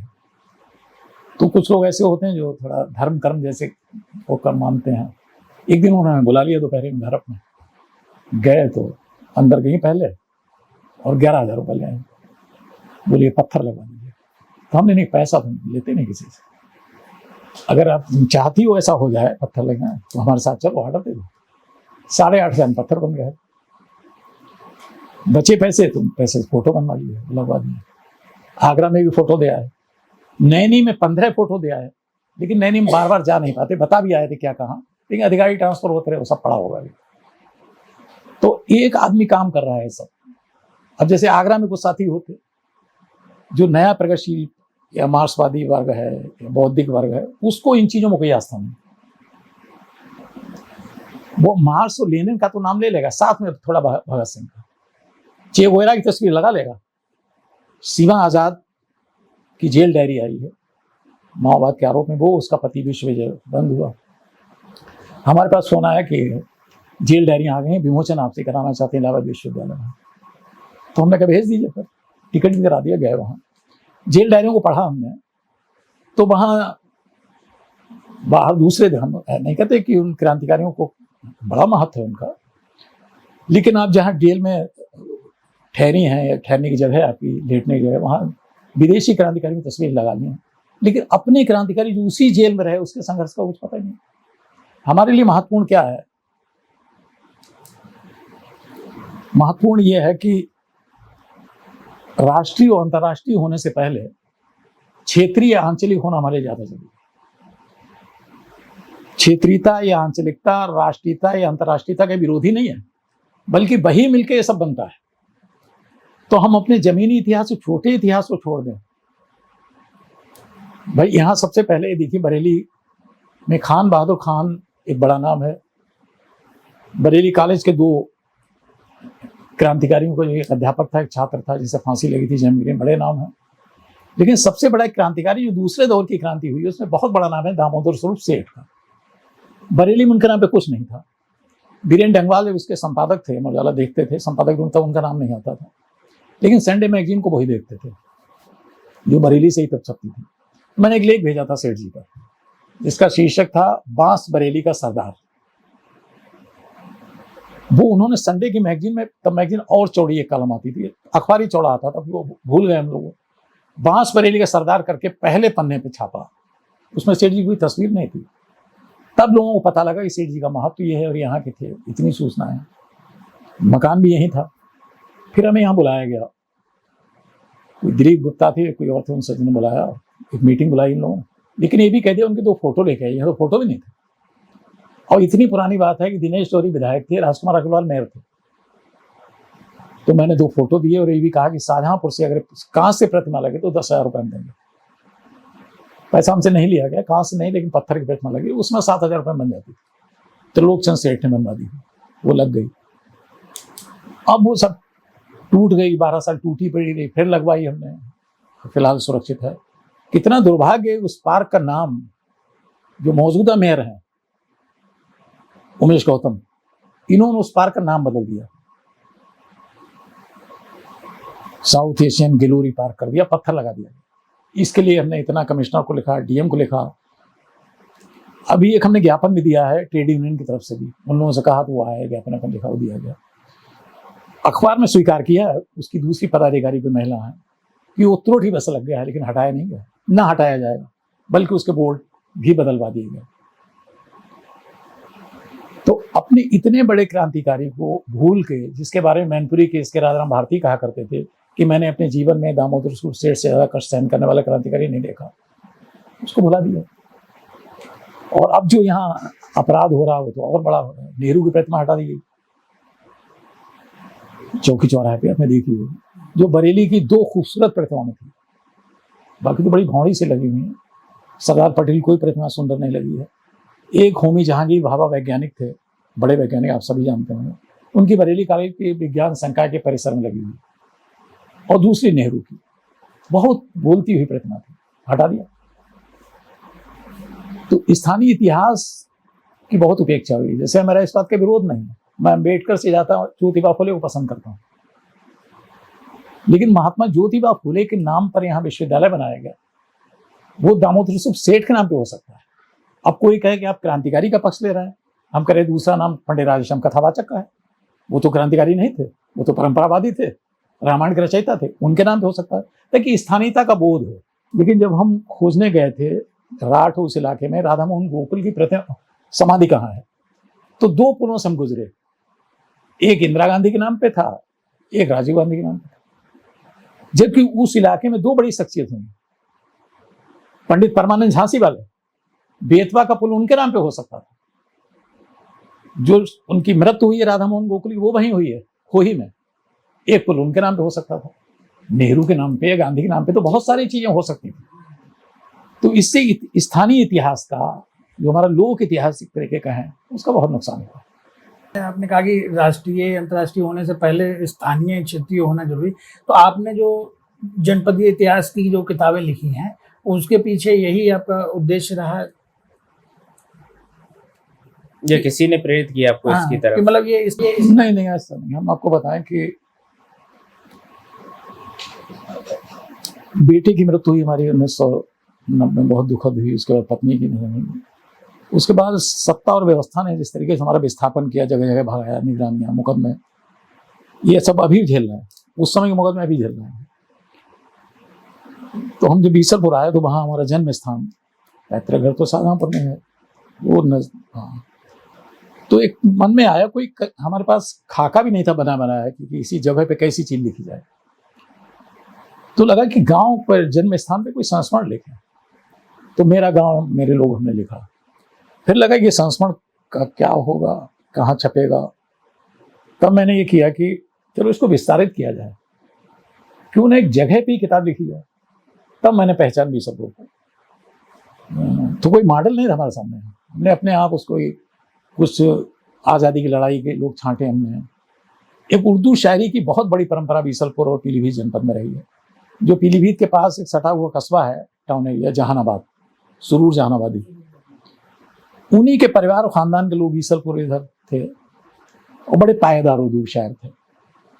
तो उनके बारे में जाना, गजब की शायरी। उसमें तो हरिनंदन प्रसाद आमिल को तो हम उस्ताद शायर भी कह सकते हैं उर्दू का, लेकिन अपने को फैला नहीं पाए। ये भी होता ना, विस्तारित कैसे किया जाए, लेकिन वो स्वांता सुखाए रचना करते रहे। तो एक शायरी का पक्ष लिया। दूसरे ये है कि कुछ और फनकार कौन हो सकते थे, दिमाग में आता गया। तो एक यहाँ लावनी के बहुत बड़े गायक हिंदुस्तान के, गायक ही नहीं, रचयिता, उनका नाम, असली नाम भूल रहे हैं, कहीं नोट करके रखा भी है, लेकिन जिस नाम से वो लावनी लिखने लगे थे, नारायणानंद स्वामी अख्तर, इस नाम से लिखने लगे थे। तो बीसलपुर से आप चलें बरेली के लिए तो मोड़ पड़ता है भड़रिया, है ना। तो भड़रिया से अब बीसलपुर से उधर चलते हैं, भड़रिया मोड़ से खुदागंज की तरफ जरा सा आगे बढ़ेंगे तो दाहिनी हाथ तरफ गाँव है अखौला में उनका जन्म हुआ था। निधन बाद को पीलीभीत हुआ अपने बेटे के पास, लेकिन उनकी कर्म भूमि जो रही है वो देवबंद और कानपुर रही है। कानपुर पे तो उन्होंने अच्छा शेर लिखा है। अच्छा, उनकी लावनियों में उर्दू खूब है, वो समय ही ऐसा था। क्यों ना अख्तर शेर कहने के लिए मजबूर हो, कदरदानी इस कदर जब कानपुर वालों में है। लावण लता नाम से उनका लावनी का संग्रह था, जो बाद में लोगों ने प्रकाशित करा दिया। उनकी कुछ लावनियों के संग्रह काफी लिखो गायब भी कर दिए गए। लोग ले गए कि हम इसके अपने संपादन में अपने नाम में कुछ छपा लेंगे, लेकिन इस्तेमाल नहीं कर पाए, क्षमता नहीं थी, तो नष्ट भी हो गए। अब इतना बड़ा लावनी का गायक हिंदुस्तान का, जिस पर कन्हैयालाल प्रभाकर ने बड़ा अच्छा संस्मरण लिखा जिन पर बनारसी चतुर्वेदी ने लिखा हो। वो यहाँ अखौला के रहने वाले थे, लोग उन्हें जानते नहीं। तो मुझे लगा कि ये अगर इनको एक डॉक्टर फतेह सिंह थे जिन्होंने को सिंधु लिपि वगैरह को पढ़ा था, वो भी बीसलपुर क्षेत्र के रहने वाले थे। तो लगा कि अगर ये शख्सियतें जोड़ ली जाएं, शायरी की, लावनी गायक की, और एक नौटंकी परंपरा में जो तीसरा बड़ा नाम आता है, पहला गुलाब बाई का जो बलपुरवा की रहने वाली थी, कानपुर, उसमें फर्रुखाबाद जिले में आता है, अब कन्नौज में है। वो दूसरा कृष्णाबाई का था, और तीसरा नाम बीसलपुर की जो अभी भी जीवित है, राधा रानी का नाम आता है। The Radha Rani great theatre का कंपनी उन्होंने बनाई अपनी, और रेणु ने उनकी नौटंकी देखी। नेपाल तक उनकी नौटंकी जाती थी, रुपौली जाती थी बिहार में। विजयकांत उन पर कहानी लिखी है जो आधा संस्मरण और आधा कहानी है। ये तो बहुत से बहुत असहमत हैं, कम पढ़ी लिखी हैं, कि हमारे साथ तो ऐसा नहीं हुआ था, जो नौटंकी कलाकार लड़कियों के साथ हो जाता। तो हमने कहा इसको आप अपनी जीवनी ना माने, कहानी मानिए इसको। नाम आपके दे दिए, उनके पति भी नौटंकी में थे, मास्टर सुर्खी। तो और वो ऐसी महिला थी नौटंकी की हैं कि चैरिटी में बहुत पैसा दे देती थी। बाढ़ कहीं आई तो उस समय प्रधानमंत्री कोष में था, बड़ा पवित्र माना जाता था, अपने राष्ट्रीय भावना मानी जाती थी, पैसा दें। तो नौटंकी की आमदनी का पैसा वो देती थी प्रधानमंत्री कोष में। और 2 चुनाव उन्होंने लड़े थे विधानसभा के, बरखेरा से लड़े थे, एक कहीं और से, बरखेरा से दोनों लड़े, एक 159 वोटों से हार गई। तो इस आज भी हैं तो बहुत अशक्त हो गई होंगी वो, हम बहुत उनके संपर्क में रहे हैं। और अच्छा, दूसरी पहचान जो बीसलपुर है, बीसलपुर की जो पहचान है, वो सबसे बड़ा यहाँ का रामलीला, एक तरीके से सांस्कृतिक मेला था इस पूरे इलाके का, जिसमें बरेली भी शामिल है। बरेली, पीलीभीत तो आसपास आया, वो सबसे ज्यादा अगर मशहूर कोई मेला था वो, अब तो उसका रूप बदल गया, सभी जगह बदल गया, नुमाइश में परिवर्तन हो गया, बाजार हावी हो गया, पुरानी रवायतें चीजें खत्म हो गई थी। उसमें गायक आते थे, खंजड़ी बजाने वाले से। तो मुझे लगा ये एक पूरी तस्वीर इस इलाके की उभरती है। इलाहाबाद देवल में कुछ लिपियां हैं, कुछ मंदिर हैं, बेन का किला है। तो बेन के किले के बारे में, बेन को तलाश करने हम चले तो मुझे एक बीए में जब हम पढ़ते थे, मैंने बीए भी किया, बीएससी से पढ़ाई छोड़ दी फाइनल, फिर बीए किया हमने। तो बीए में हमने पढ़ा था एक नाटक पहला राजा।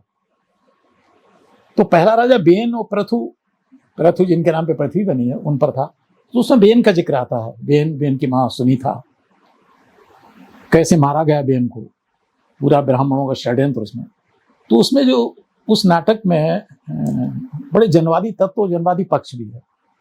तो मुझे लगा कि बेन की कथा को उस नाटक के माध्यम से इसमें एक अलग ढंग से जोड़ा जाए। तो ये सारी चीजें हमने फिर उसमें जोड़ के, बना बनाया खाका नहीं था, लेकिन मैं पहचान बीसलपुर नाम दे के। अब हुआ क्या कि आपकी पहली किताब कोई एकदम, ये दूसरी विधा थी हमारे लिए, क्रांतिकारी वाला हुआ, तो वो कुछ ज्यादा ही चर्चा हो गई उसकी। यहाँ तक कि माना गया कि राहुल सांकृत्यायन की कन्हैया की कथा के बाद विष्णुचंद्र शर्मा ने कई जगह लिखा, बीएचयू बोले 2 बार उसका जिक्र किया। पहल ने उसकी समीक्षा बंगलोर से लिखवाई। अब पहचान बीसलपुर, आप तो परिचित हैं, जैसी जगह पे एक छोटी किताब जिसको सोच भी नहीं सकता कोई किताब लिखेगा, उसकी किताब बंगलोर में कोई लिख रहा है, समीक्षा उसकी, और वो पहल जैसी पत्रिका में छप रही है। विद्यासागर नौटियाल की सबसे पसंदीदा कृति बन गई। जब किसी किताब में वो नहीं लगता, मैं पहचान बीसलपुर उठा के पढ़ लेता हूँ। राजेश जोशी ने का पत्र आया मेरे पास कि पहचान बीसलपुर भेज दो, मुझे भोपाल में किताब लिखनी है, देखें लिखी कैसे जाती है। फिर जो तकलीफ हमारे मन में बेटा और पत्नी को हुई, जितना खोया है, जो तकलीफ थी, वैसी तकलीफ मेरे मन में शाहजहांपुर छोड़ने की थी। मैंने उस शहर को जिया है, और जहां अपने इतने प्रिय 2 लोगों को खोया हो, तो वो जमीन हमारी अपनी जमीन है। तो वहां से जब हट गए और यहाँ आके रहने लगे, तो रातों में उठ के बैठ जाते थे, हम कहाँ आ गए, ये जगह मेरी नहीं है। और मैं इतना पागल किस्म का हूं कि अगर शाहजहांपुर डिपो देख लेते तो बस लिखा हुआ, तो मुझे लगता था मेरे पिताजी की बस है। और जब इधर जाते थे, तिलहर पहुंचते थे, तो लगता अपने घर आ गए, मतलब इस हद तक। और रातों में उठ के बैठ जाते, कहाँ आ गए, मुझे वहीं आ पापा जाना चाहिए। तब मैंने लिखा मेरे हिस्से का शहर। तो ये भावुकता, ये संवेदना, ये हमारी कमजोरी उसमें दर्ज है। अब कोई कहे कि वो किताब आपकी इतिहास है शाहजहांपुर का, ना, हम इस शहर में रह रहे हैं तो हमारे तो कहाँ कहाँ जुड़े हुए हैं। वो हमारा शहर है, पूरा शहर हमारा नहीं हो सकता। फिर कुछ चीजें बाकी रह गई तो हमें लगा कि एक और इसका हिस्सा लिखाना चाहिए। तब हमने शहर के भीतर शहर लिखा, फिर भी पूरा नहीं हुआ। तीसरा हिस्सा तो अब नहीं लिख पाएगा। फिर यहाँ रहते हुए हमें लगता है जिस जगह पर रह रहे हैं, हमें एक उस कुत्ते की याद आ जाती है। हमारे पास एक सेता कुत्ता था, सेता कहते थे उसे, सफेद रंग का। हमारे अम्मा के मामा, उनके नाना, हम भी नाना कहते, नाना पाला हुए। तो सेता जहाँ बैठता था तो पूंछ से पहले जगह को साफ कर लेता, जाने को याद आ जाता है सेता ऐसे बैठता था, यानी अपनी जगह को पहले देखता था। तो जहाँ बैठे पहले उसे तो देखें हम क्या है। बरेली आए तो बरेली के इतिहास जानने की कोशिश की, फ्रीडम मूवमेंट को, बाकी चीज़ों। तो लगा कि अंग्रेज वो कौम थी जो यहाँ के बारे में लिख गई, बाकी किसी ने लिखे। विलियम बटलर ने जो कुछ दिन के लिए यहाँ आया था, from Boston to Bareilly and back, 570 page किताब लिख दी, जबकि उसे यहाँ से जाना था। और इस किताब के शीर्षक में भी है from Boston to Bareilly and back. क्या जरूरत थी उसे, ना तो लेखक था लेकिन लिखा। दूसरी किताब जिसमें बरेली मिलता है, बरेली कॉलेज का इतिहास, ना वो तो एक स्मारक निकली। वो डॉक्टर क्लेरा एस्टेन जैसे ने मिशन हॉस्पिटल स्थापित किया, वो भी बाहर से आई, 2 बार यहाँ की रही। वो यहाँ से अपनी बहन को खत लिखा करती थी, उन खतों में बरेली है। तो उसके बाद हमने देखा उतनी सघनता से बरेली को किसी ने दर्ज नहीं किया। तब हमने बरेली कोलाज लिखी और फिर ये शहर आने लिखी। इसे लिखते बड़ा मजा आया। और उन विदेशियों की इसलिए हम तारीफ करना चाहेंगे, बरेली के किसी भी एक नागरिक, हमारे भीतर नागरिकता बोध नाम की कोई चीज है नहीं, किसी एक नागरिक ने भी, किसी एक लेखक ने भी, किसी साहित्यकार ने, किसी ने भी, कुतुब खाना केंद्रीय जगह बरेली की है, उसकी तस्वीर तक सुरक्षित नहीं है। जिसकी बिल्कुल तस्वीर ऐसी है जो ताजमहल सरीखी है, ना अपने कुतुब खाने की लाइब्रेरी को बचा पाए, ना उसकी किताबें कहाँ गई, वो है एक तस्वीर तक नहीं रह पाए। अगर डॉक्टर क्लेरा एस्टेन अपनी किताब में ग्लिम्स ऑफ इंडिया में उस तस्वीर को सुरक्षित न की हो तो हम जान भी नहीं पाते वो चेहरा क्या था जिसे कुतुब खाना कहते हैं। आपने कई सारी आत्मीय चीज़ें लिखी हैं अपने परिवार को लेकर के, जैसे बेटे को लेकर लिखा, पत्नी को लेकर लिखा, और कहीं ऐसा तो नहीं लगता है कि इतिहास की को खंगालते खंगालते जब परिवार की तरफ आते हैं तो कुछ भाव वही रहता है या भावुकता हावी होती है इस पर? नहीं, भावुकता तो दोनों जगहों पर रहती है। हमारे लेखन में तलाश की, दुर्गा भाभी पे लिख रहे हैं, या क्योंकि बहुत संग साथ रहा, भाभी को इस उम्र में पहुंच गई थी कि हम लोग जैसे बच्चे चिढ़ाने लगते हैं वैसे बातें करने लगते थे। आजाद की माँ पे जब जब लिखा होगा तब तक मैं लिखते हुए रो पड़ा हूँ। बहुत कठिन जीवन जिया उस महिला ने, बहुत दुर्दय, बहुत उपेक्षा झेली, किसी ने नहीं देखा। सदाशिवराव मलकापुर कर, बहुत हम गर्वित हो जाते हैं। अब जहाँ तक परिवार के लोगों को लिखने का ताल्लुक है, तो 90 में जो हमने बेटा खोया था, कितने अचानक हमें खबर मिली थी, पवाया गए हुए थे, आए तो मालूम हुआ कि अस्पताल तक जाने की याद है, लेकिन तब तक हमें ये नहीं पता था कि वो नहीं रहा, मर चुका है। वहाँ गए तो इतनी भीड़ थी कि हम पूरे जिले के संयोजक थे, ऑर्डिनेंस क्लोथिंग फैक्ट्री छोड़ के, शिक्षा विभाग, RDA, PWD, कलेक्ट्रेट स्कूल, सबके संयोजक हम थे। तो बड़ा परिचय क्षेत्र था और वो दौर और था आंदोलनों का या कर्मचारी संघों का। तो जब वहाँ पहुंचे तो पत्नी रो रही थी, पता लगा वो तो रहा। तो इतना हमें ध्यान है, लेकिन इतना साहस हमारे भीतर नहीं था। हम बहुत मामले में कमजोर हैं कि हम कैसे घर आए, कौन मुझे लाया, मुझे नहीं पता, आज तक नहीं पता मुझे। अब ये हुआ कि हम तो उस बेटे की चिता को अग्नि भी नहीं लगा सकते थे, मेरी हालत तो खराब हो गई। सुरेश खन्ना यहाँ हाथ से पकड़ के हमें शमशान में घूमकर ले गए। अब लौट के आया तो मेरी हालत इतनी खराब थी कि 2 डॉक्टर MBBS MD हमें घर देखने आते थे, वो मशवरा करके दवाई देते। 5 महीने बिस्तर पड़ा रहा, कुछ नहीं मुझे सुझाई देता था रोने के अलावा। और बाथरूम तक हम पकड़ के ले जाए जाते थे। 5 महीने खाना नहीं खाया, केवल दूध में दवाई घोल के दे दी जाती थी। और जो नींद की थी, वो घर वालों की चिंता होगी ये कैसे बचे। पिता को भी, पिता थे उस समय। तो हमने पत्नी से कहा कि हमारे पास टाइपराइटर रखो, हम सीधे लिखते हैं, हाथ से नहीं लिख पाता। तो बोले कि तुम चल नहीं पा रहे टाइपराइटर का लिखो, हम बचेंगे नहीं। ठीक उससे 1-2 दिन पहले हुआ कि हमारे मित्र एक अमितेश अमित थे, उनकी माँ घर से कुछ खाना बना के लाए और सबको हटाया कि हम इनको खाना खिलाएंगे, हमें कोई अच्छा नहीं लगता। 5 महीने हो गए थे। सबको चिंता होगी बचेंगे नहीं अभी। एक डॉक्टर नरेंद्र कुमार सक्सेना सीनियर वकील थे, उसके फौजदारी 3 वकीलों में शामिल था। उन्होंने हमारे चाचा से कहा कि इसको रुलाओ तब ये बचेगा, नहीं तो नहीं बचेगा। तो उन्होंने उस दिन खाना लाए तो मैंने मना किया, लेकिन नहीं माने। 2-3 कौरे खिलाए उन्होंने, फिर गुनगुना पानी खिलाया, बोले आज इससे ज्यादा नहीं। यानी कैसे स्वाद आ गया हमें। उसके बाद हमने पत्नी से 2-3 दिन कहा कि हमारे पास टाइपराइटर रखो, हम बच नहीं पाएंगे। बोले क्या करना, क्या हम रखो। तो ये जो बात आपने कही लिखा है, तो ये किताब की तरह नहीं लिखी है, ये अपने को बचाने के लिए लिखी है। एक उच्छ्वास जैसा आता है, अपने कोई हुक जैसी उठती है, तो उस हुक को उस किताब में देखिए कोई व्यवस्थित नहीं है। वो बार बार हमारा बेटा मरता है उसमें, मेरे ख्याल से पता नहीं कितनी मौतें उसकी होती, फिर मर जाता, फिर जिंदा है। 8 दिन रो के लिखा हमने, और इतना घबरा गए हम। सामने डीएम का बंगला था, चंद्रमोहन दिनेश हमारे मित्र वहाँ थे, डीएम के पीए, उनके पास जाकर रख दिया कि सर आपको नहीं था। उन्होंने दिल्ली भेज दिया, तो नागार्जुन कविता ऐसा छपा। तो ये संस्मरण तो ऐसे लिखा है कि अपने को बचाने के लिए, और उसका हमें लाभ भी मिला कि हम थोड़ा सा संभल गए थे।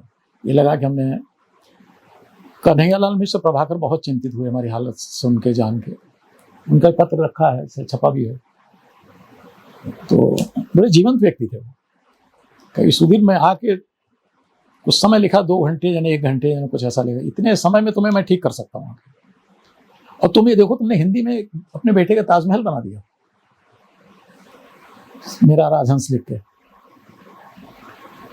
10 साल बाद, उस समय तुमकी बात समझ नहीं है मैंने क्या हिंदी में ताजमहल में, 10 साल बाद लोगों के संस्मरण पर नजर पड़ी। मेरा राजहंस छपने के उसके विमोचन के समय बाबा आने को थे, उनका तय था, लेकिन वो आ नहीं पाया। तो राम कुमार कृषक और हरपाल त्यागी को भेजा था। वो किताब विभिन्न जगहों भेज दी गई, हमारे द्वारा ही भेजी गई। तो उसे भेजते हुए मुझे लग रहा था कि हम चलो कुछ काम में लग रहे हैं, लेकिन तब उसका ध्यान, बहुत ज़्यादा ध्यान नहीं गया। एक समीक्षा उसकी आई थी, राजेंद्र राव ने लिखी थी सारिका में। एक राजाराम बहादुर ने लिखा था, जिसका शीर्षक मुझे याद रह गया, दिशाबोध में, त्रासदी से फूटता विश्वास का निर्झर। लेकिन 10 साल बाद लोगों की नजर उस पर पड़ी कि पिता पुत्र के संबंध में तो हिंदी में ऐसी कोई रचना है, तो क्यों ना इस रचना को मंच पर उतारा जाए। अब सवाल यह था कि एक पिता ने 8 दिन रो के अपनी पीड़ा को कागज पर उतार दिया, लेकिन मंच पे उस पीड़ा को कैसे व्यक्त किया जाए, कैसे उतारा जाए, उस अभिनेता कैसे कर पाएगा। तो वे राजेश कुमार निर्देशक थे, और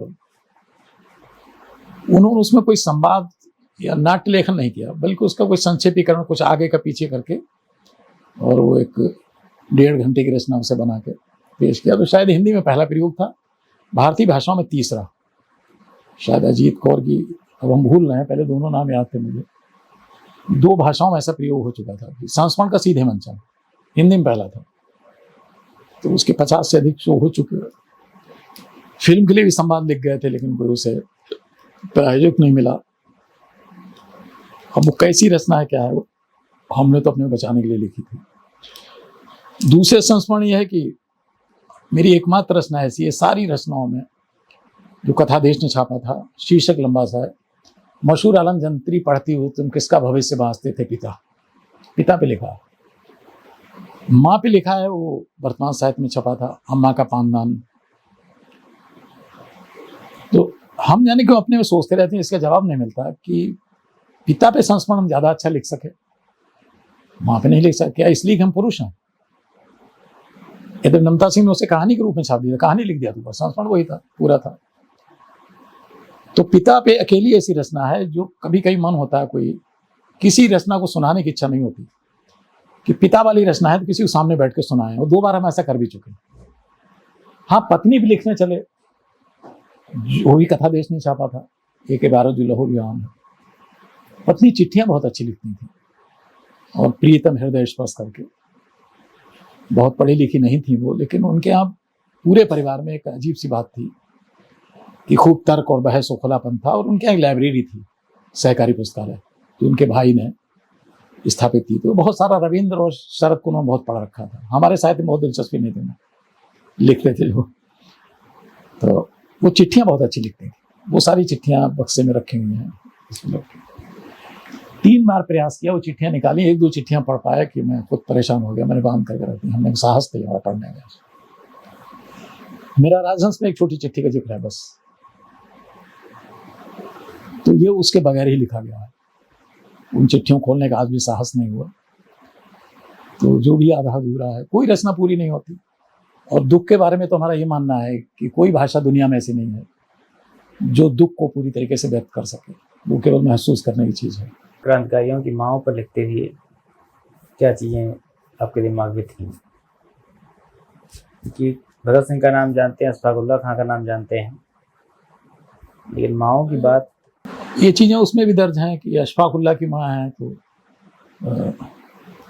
उनका व्यक्तित्व गढ़ने में या बनने में उनका बड़ा योगदान था। बिस्मिल की माँ का बहुत बड़ा योगदान था। हर माँ का तो नहीं था, जैसे कि राजकुमार सिन्हा और विजय कुमार सिन्हा दोनों बड़े क्रांतिकारी, काकोरी केस के और भगत सिंह केस। तो जब दोनों जेल में थे और अनशन चल रहा था इनका, बिल्कुल मरणासन हो गए थे राजकुमार सिन्हा यहाँ, तो आगे के भविष्य के बड़े कम्युनिस्ट आंदोलन के बड़े व्यक्ति बने शिव कुमार मिश्र। उस समय क्रांतिकारी आंदोलन तरफ आए थे। तो ये जान के कि दोनों लड़के मरणासन में हैं, अनशन पे हैं, वो उनकी माँ के पास पहुंच गया, शरद कुमारी सिन्हा। तो जाके पहले कुछ कहने गया, रोने लगे। तो माँ ने फौरन डांटा कि क्या कैसा क्रांतिकारी ये रोता है, क्या करेगा तुम? मुझे मेरी तरफ देखो, मैं 2 बाहों की माँ हूँ, मेरे लड़के जेल में भी अनशन कर रहे हैं। तो भले ही ऐसा नहीं, अब हम इसको वैसे बांट के देखते हैं कि माँ ने कहा और साहस किया, साहसी महिला थी, लेकिन माँ के भीतर जो पीड़ा रही होगी उस पीड़ा को कौन व्यक्त करेगा? तो ये सब सोचते हुए आजाद की माँ ने कितना दर्द सहा, कितनी उपेक्षा, कितना अभाव में जीवन बीता, कि इन माँ की तकलीफों को जाने क्यों मैं अपना मान के अपने सीने पर झेलता रहा। तो मुझे लगा ये अनुभूतियाँ हमें लिखनी चाहिए। हम गोरकी की माँ को तो पढ़ लेते हैं और लोगों को गर्व के साथ बताते भी हैं, हमने गोरकी की माँ उपन्यास पढ़ा है, लेकिन हम अपना जो देशज है, जो कुछ भी है, उसकी तरफ देखना नहीं चाहता। तो खुदीराम की माँ का 9 साल के थे तो मर गई।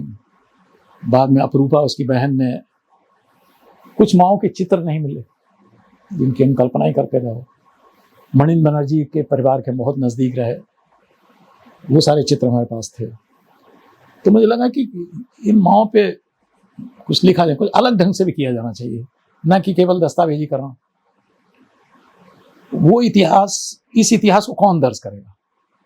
अशफाकुल्लाह पे मन लिख दिया जाएगा, लिख रहे हैं लोग, भगत सिंह भी लिख रहे हैं, तो ऐसा लिखो जो कोई दर्ज ना किया हो जिसने। अभी एक लेख प्रियम बंधम से फिर लिखाया जो लंबा हो गया, 33 पेज लंबा, जो अभी और बढ़ के हो जाएगा 45 पेज। कुछ ऐसा जिक्र आ गया बातचीत में कि उसकी पत्नी का क्या योगदान था, तो बोले इन पत्नियों पर लिख दो। जैसे दिल्ली में जो कॉन्स्पिरेसी केस हुआ था लॉर्ड हार्डिंग वाला, उसमें 4 क्रांतिकारियों को फांसी लगी थी। एक अम्बाला में, 3 को दिल्ली। अमीर चंद बमवाल, गलत कह गए, मास्टर अमीर चंद, और बाल मुकुंद, अवध बिहारी, बसंत कुमार विश्वास। तो उसमें बाल मुकुंद जी की कथा देखिए कि जेल बंद थे, पत्नी उनसे मिलने गई, तो पूछने लगी मुलाकात समय सोते कहाँ? बताया बैठे कंबल बिछा हुआ उस पर। घर लौट आई, गर्मी के दिनों में कंबल बिछा के सोने लगे। फिर एक दिन पहुंचे तो बोले खाना कैसा मिलता है? खाना तो खाने मुश्किल होता है, कंकड़ पड़े हुए चावल में, आटे में खिसखिसाहट, मिट्टी। घर आए तो चावल में कंकड़ मिला के खाने लगे। अब ये कोई कहे इतिहास की तो बात नहीं, इसका इतिहास से क्या मतलब है? बाल मुकुंद फांसी चढ़ गए, ज्यादा ज्यादा बाल मुकुंद की बात कह दीजिए। जिस दिन बाल मुकुंद को फांसी होने वाली थी उस दिन सुबह उन्होंने पूजा वूजा की, नाहिद हुई और बाहर एक पेड़ के नीचे जाके बैठ गई। थोड़ी देर देखा गया, जिससे उनको फांसी लगी, इधर उनको देखा गया तो अंदर। अब ये कथाएं इतिहास से बाहर की चीज हैं, तो हम इतिहास में अब हमारा प्रयास कितना है, कितना सार्थक है, या कितना उसमें कामयाब हो रहे हैं, इतिहास की बाहर की चीजों को भी थोड़ा हम इतिहास में लाने की हमने कोशिश की है। और ये भी एक स्त्री पक्ष है, तो 2 आलेख तो पूरे हो गए, माँ पे, बहनों पे और पत्नियों पे। फिर हमें लगा बहनों का भी बड़ा योगदान है। कुछ एक बहनों का, जैसे विजय कुमार राजकुमार सिन्हा की बहन, जिनका परिवार में पुलिस ने इतना उत्पीड़न किया, कानपुर का परिवार था, सुशीला घोष उनकी बहन थी। तो उस उत्पीड़न से सुशीला घोष विक्षिप्त हो गई थी। विजय कुमार सिन्हा कम्युनिस्ट हो गए थे बाद में, सोवियत संघ की भी यात्रा की उन्होंने, the new man in Soviet union पुस्तक भी लिखी उन्होंने, एक अनमन पुस्तक लिखी, दोनों पुस्तकें अंग्रेजी में पीपुल्स पब्लिशिंग हाउस में छापी हुई हैं। तो वो पुस्तक उन्होंने अपनी बहन को समर्पित की। लेकिन एक बार उन्होंने चिट्ठी विजय दा से पूछा था कि उस बहन के बारे में कुछ तो बताइए। तो विजय दा ने लिखा था कि मुझे नहीं, मैं चर्चा नहीं कर पाऊंगा, मेरा पल्पिटेशन ऑफ हार्ट बढ़ जाता है और वो मेरे लिए संभव नहीं उस पर बात कर पाना। तो इन परिवारों ने कितने कितने कष्ट उठाए। हम केवल सैद्धांतिक विश्लेषण में लगे रहे। जैसे सबसे ज्यादा चर्चा क्रांतिकारियों भगत सिंह की होती है। भगत सिंह को बहुत बौद्धिक क्रांतिकारी, मार्क्सवाद का पक्षधर भगत, हम ये भी मानते हैं कि मार्क्सवाद का भारतीय रूप जो है वो भगत सिंह की विचारधारा है, हम ये भी मानते हैं। लेकिन भगत सिंह एक व्यक्ति भी था, एक पारिवारिक सदस्य भी था, वो भी नहीं मरना चाहता था। अब एक पत्र देखिए, जिस पत्र की भगत सिंह को विश्लेषित कर कभी भाषण सुनिए लोगों के, उस पत्र की चर्चा कोई नहीं करेगा। और वो ये कि अजीज कुलतार, आज तुम आए तो तुम्हारी आंखों में आंख से देखकर बड़ा रंज हुआ, तुम्हें किस हालत में छोड़ के जा रहा हूं, तुम्हारे लिए कुछ भी नहीं कर पाया। स्वास्थ्य का ध्यान रखना, हौसले से काम लेना, पढ़ाई पे ध्यान देना, अमेरिका जा सकते तो अच्छा होता। और आगे कहते हुए उसने कहा था, ये दुनिया बड़ी बेमुरब्बत है और लोग बड़े बेरहम हैं। अब एक मनुष्य के नाते, भारतीय नागरिक होने के नाते, जिस आदमी ने हिंदुस्तान को खूबसूरत, आजाद और खूबसूरत बनाने के लिए, शोषण विहीन बनाने कितनी बड़ी कुर्बानी की, इससे बड़ी कुर्बानी क्या हो सकती है। वो आदमी ये क्यों कह रहा है कि ये लोग बड़े बेमुरब्बत हैं, दुनिया बड़ी बेमुरब्बत, लोग बड़े बेरहम हैं। क्यों कह रहा था कि अमेरिका जा सकते तो अच्छा होता, मिलजुल कर रहना। इसके भीतर ये भी संकेत है, लिखा तो नहीं है कि और कोई साथ देने वाला नहीं है। तो वो ये सब चीजें जानता था, अंततः एक पारिवारिक व्यक्ति भी था, उसके भीतर भी कमजोरियां थी। तो एक मनुष्य के रूप में हम कतई किसी को बनाएंगे तो क्रांतिकारी नहीं, अति क्रांतिकारी। इतनी बड़ी प्रतिमा भगत सिंह की बना दो कि अगर हमारे सिर पे टोपी हो तो पीछे निकल के गिर जाए। भगत सिंह को अपने साथ चलने वाला क्यों नहीं बनाते, या हम उसके साथ क्यों नहीं चल रहे हैं। आपने कहा कि इतिहास से बाहर की चीजें वो भी आपने उसमें दर्ज की हैं। कुछ लोग ये शिकायत करते हैं कि आप अपने लेखन में संदर्भ स्रोतों उनका उल्लेख नहीं करते हैं, तो वो उससे उसकी प्रामाणिकता कम होती है। इस बारे में क्या कहना है आपका? संदर्भ स्रोतों का एक, इतिहास की जो ट्रेडिशनल किताबें हैं या अकादमिक ढंग का जो इतिहास है, या जो विश्वविद्यालय के प्राध्यापक लिखते हैं या शोध ग्रंथ लिखने वाले लोग लिखते हैं, बाद में एक संदर्भ सूची देते हैं बहुत लंबी सी, तो उससे मुझे लगता है कि जो उस हमारे लेखन की जो सौष्ठव है, क्यों अंततः हमारा मानना है और लोगों को भी ये मानना चाहिए। कोई बहुत बड़ा वो नहीं कि मानना ही चाहिए कि अंततः वो है साहित्य, चाहे उसे संस्मरण साहित्य कह लीजिए। अच्छा, अब हम विधाओं को तोड़ने में मुझे अच्छा लगता है, मैं एक विधा को विधा नहीं रहने देता हूँ। जैसे उसमें आपको रेखा चित्र मिल जाएगा, उसमें संस्मरण मिल जाएगा, उसमें इतिहास मिल जाएगा, तो किसी हमारी पुस्तक को उसमें यात्रा वृत्त भी मिल जाएगा। तो ये बड़ा कठिन होगा किसी के लिए, हमारे लिए भी कठिन है कि इस किताब को हम इस खाने में रख रहे हैं। अब अशफाकुल्लाह वाली किताब है, ये ना तो पूरी तरीके से इतिहास है, इसके बारे में सबसे पहले ये लिखा गया था, माया में इसकी समीक्षा आई थी, उसके उपसंपादक वशिष्ठ मनोजा, पुरानी बात है, तब माया का अपना एक स्वरूप होता था, बहुत पढ़ी जाती थी और बड़ी राजनीतिक विश्लेषक थी ये पत्रिका, प्रासंगिक राजनीतिक संदर्भों पर उसमें समीक्षा लिखी। तो उसमें भी यही लिखा गया था जो आज तक हमारे ऊपर उचस्पा किया जाता है कि ना तो इतिहास है ये किताब पूरी तरीके से, ना संस्मरण है, ना रेखा चित्र है, ये है क्या। और ये भी कहा था कि यही इसकी ताकत भी है। हाँ, ये जरूर हमारे साथ सुखद स्थिति कि हमारी किताबों के पाठक जो ट्रेडिशनल इतिहास लिखने वाले लोग हैं, चाहे क्रांतिकारी आंदोलन पे लिखा गया हो, तो हमारे पाठक ज्यादा है। तो अब अगर हम संदर्भों का, अब जैसे हम ये लिख रहे हैं कि अशफाकुल्लाह को इन्होंने ये पत्र में लिखा, अब उसके लिए पूरी संदर्भ सूची अलग से देने से उसका जो साहित्यिक स्वरूप है, लगता है कि उसकी क्षति हो रही है, क्षति हो जाएगी। तो ये मुझे लगता है कि उसका एक साहित्यिक स्वरूप बना रहने दिया जाए। यद्यप वो चीजें कई बार उसमें अंतर्निहित होती हैं। जैसे मान ली मैंने, अब हमें इसके क्या संदर्भ में, दुर्गा भाभी ने व्यक्तिगत बैठे हैं, बातचीत हो रही है, तो उन्होंने ये जयदेव कपूर ने मुझसे ये कहा। कारण ये भी है कि मैंने किसी इतिहास से नहीं, किताब से नहीं लिया है कुछ, हमने उनकी आंखों में इतिहास पढ़ा है। जयदेव दा जो मुझे सुनाया करते, बातचीत करते थे, मैं नोट कर रहा होता था, सीट उठा के देखते जयदेव दा रो रहे हैं, मेरी भी कलम रुक गई, लाहौर की याद करते हुए। अरे विदेश हो गया, हमारे लिए इतनी पीड़ादायक नहीं हो सकता, ना आपके लिए ना आपके लिए हो सकता। कारण क्या है कि जिंदगी और मौत के खेल आसान नहीं होते। जिस ईमानदारी से इन लोगों ने लड़े थे, तो जिस जमीन पुनः लड़ा था, तो उनके भीतर तो हूक उठती होगी, अरे लाहौर की गलियां, लाहौर के वो ठिकाने हमारे, जहां भगवती चरण को हमने दफनाया, जहां भगत सिंह को छुड़ाने के लिए कितनी योजनाएं बनाई, जहां बन, अरे वो विदेश हो गया। तो ये पीड़ा उनके भीतर थी, हमारे भीतर नहीं हो सकती।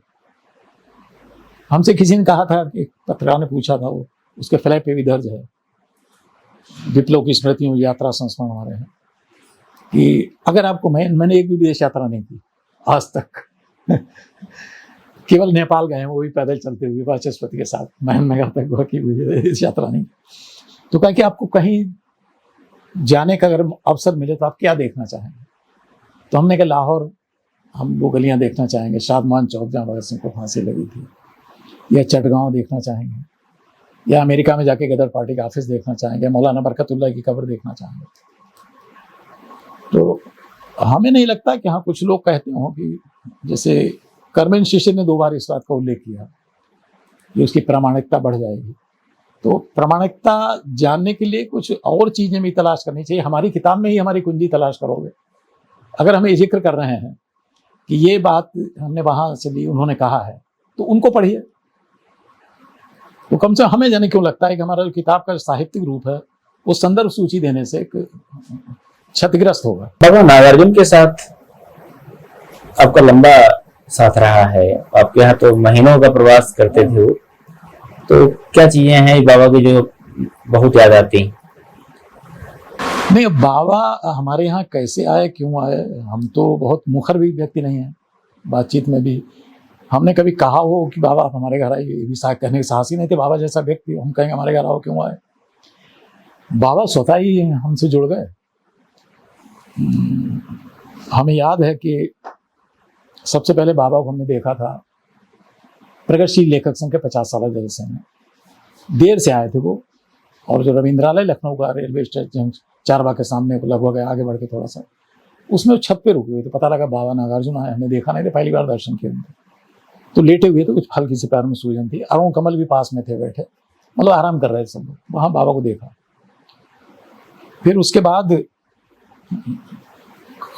खालिस्तानी आंदोलन जब पास अमेरिका से आया था यहाँ कुछ दिन के लिए, तो उसका मर्डर कर दिया गया। तो एंटी 47 संस्था भी चलाता था, बड़ा क्रांतिकारी कवि था। पंजाबी कविता की धारा को, जो एक रूमानी कविता अमृता प्रीतम के दौर में रही है, उसको बदलने का काम शिव कुमार बटालवी और पाश का था। क्या क्रांतिकारी तेवर सौंपा उसको, नई भाषा भी गढ़ी उसने।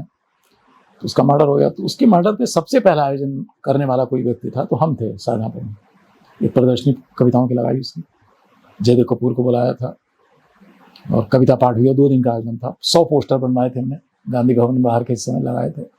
अगले दिन कविता पाठ से बीरेन नंगवाल, कौशल किशोर, स्थानीय लोग थे, वो सब थे। फिर वो प्रदर्शनी लेके हमें पंजाब बुलाया गया। पास का मोसेरा भाई हमें बुलाने आया था, पोस्टर उसको दे दिए थे और बड़ा खतरा उठा गए थे। उसने कहा जालंधर स्टेशन जब आप उतरे जयदेव जी को लेते आइएगा, तो आप जो शेड होगा स्टेशन का, टिन पड़ी होती है आगे को प्लेटफॉर्म पे, उसके कोने पे हम लाल रुमाल हिलाएंगे, तो आप हमारी तरफ हल्के से देखिए उड़ती नज़र से, फिर आप हमारे पीछे पीछे चले आइए। बाहर हम आपको इशारा करेंगे एक गाड़ी में बैठने का, तो आप बैठ जाइए। मतलब इतना खतरा उठा के गए थे, लेकिन गए। तो वहाँ नागार्जुन को देखा। लौट के आके हमने एक रिपोर्टाज लिखा, तो मेरा बहुत अच्छा रिपोर्टाज है, पंजाब एक और हकीकत। अमर उजाला ने पूरे पेज पे छापा था संडे मैगजीन में, और अमृतसर के स्वर्ण मंदिर की तस्वीर दी थी, और सामने से सिख बच्चा 8-9 साल का, वो भाग रहा है, जूड़ा बना हुआ उसका। पंजाब एक और हकीकत, वो रिपोर्टर छपा, बाबा को ही भेज दिया। बताते हैं दिल्ली वाले लोग कि बाबा ने उस रिपोर्टाज को पढ़ा और तय किया, और दिल्ली में उसके बाद जो भी गोष्ठी होती थी उसमें जेब में डाल के ले जाते थे। और गोष्ठी शुरू होने से पहले कविता गोष्ठी और कुछ है कि सुनो, गोष्ठी बाद में होगी, ये होता है लेखन, इसको एक कोई पढ़ो। तो हर जगह पहले उस रिपोर्टाज को पढ़ाते थे। फिर वो थोड़ा बाबा संपर्क बढ़ा, फिर बाबा ने स्वतः ही तय किया हमारे आने का। आए तो 5 महीने रहे। पत्नी से उनका बहुत ज्यादा अंतरंग, सारे संस्मरण बाबा के पास, उनके पास थे। दिन भर सुनाते रहते थे, हम तो चले जाते थे। हम कई बार पत्नी से भी कहते थे, जब हमें उनकी याददाश्त अच्छी थी, जब हमें बाबा पे लिखना पड़ेगा तो हम तुमसे सुन लेंगे। घर परिवार की सारी बातें, चाची, पिता, और उसमें आलोचनाएं भी शामिल थी। जो परिवारों में सब खींचतान होती है वो सब था। बाबा से पहले हमारी पत्नी चली गई, तो बाबा ने बहुत स्नेह दिया। उससे हमारा भी कद बढ़ा। लोगों को लगने लगा कि बाबा जो पत्र लिखते थे उसमें पता लिखते थे, कह रहा आप सुधीर विद्यार्थी। और उनके जो पत्र आते थे हमारे यहाँ, तो वो भी इस नाम के आते थे। तो इससे बड़ी बात क्या हो सकती है। दुखद भी है कि हमारे बेटे पे बाबा को कविता लिखनी पड़ी, लेकिन बाबा जो चिट्ठियां लिखते थे वो हमारी पत्नी नाम लिखते थे, प्रिय सरला करके। बहुत सी चिट्ठियां खो गई इधर। तो एक दृश्य याद आता है कि बाबा को बहुत चिंता हुई हमारी कि वो जब घर से गए हैं, 15 दिन बाद पहुंचे हैं दिल्ली। हम काशीपुर छोड़ आए थे, तभी उन्हें एकदम बेटे के न रहने खबर मिली। तो कृषक जी को हरपाल त्यागी तुरंत भेजा एक चिट्ठी लेके, और उनसे कहा कि फोटो उसकी बच्चे के लेते आए। तो वो फोटो हमने दी। फिर उन्होंने कहा कृषक जी से कि उनको बुलाओ यहाँ, ताकि उनका थोड़ा मन बटे, और उनसे कह देना कि हमसे तो ऐसा लेंगे नहीं।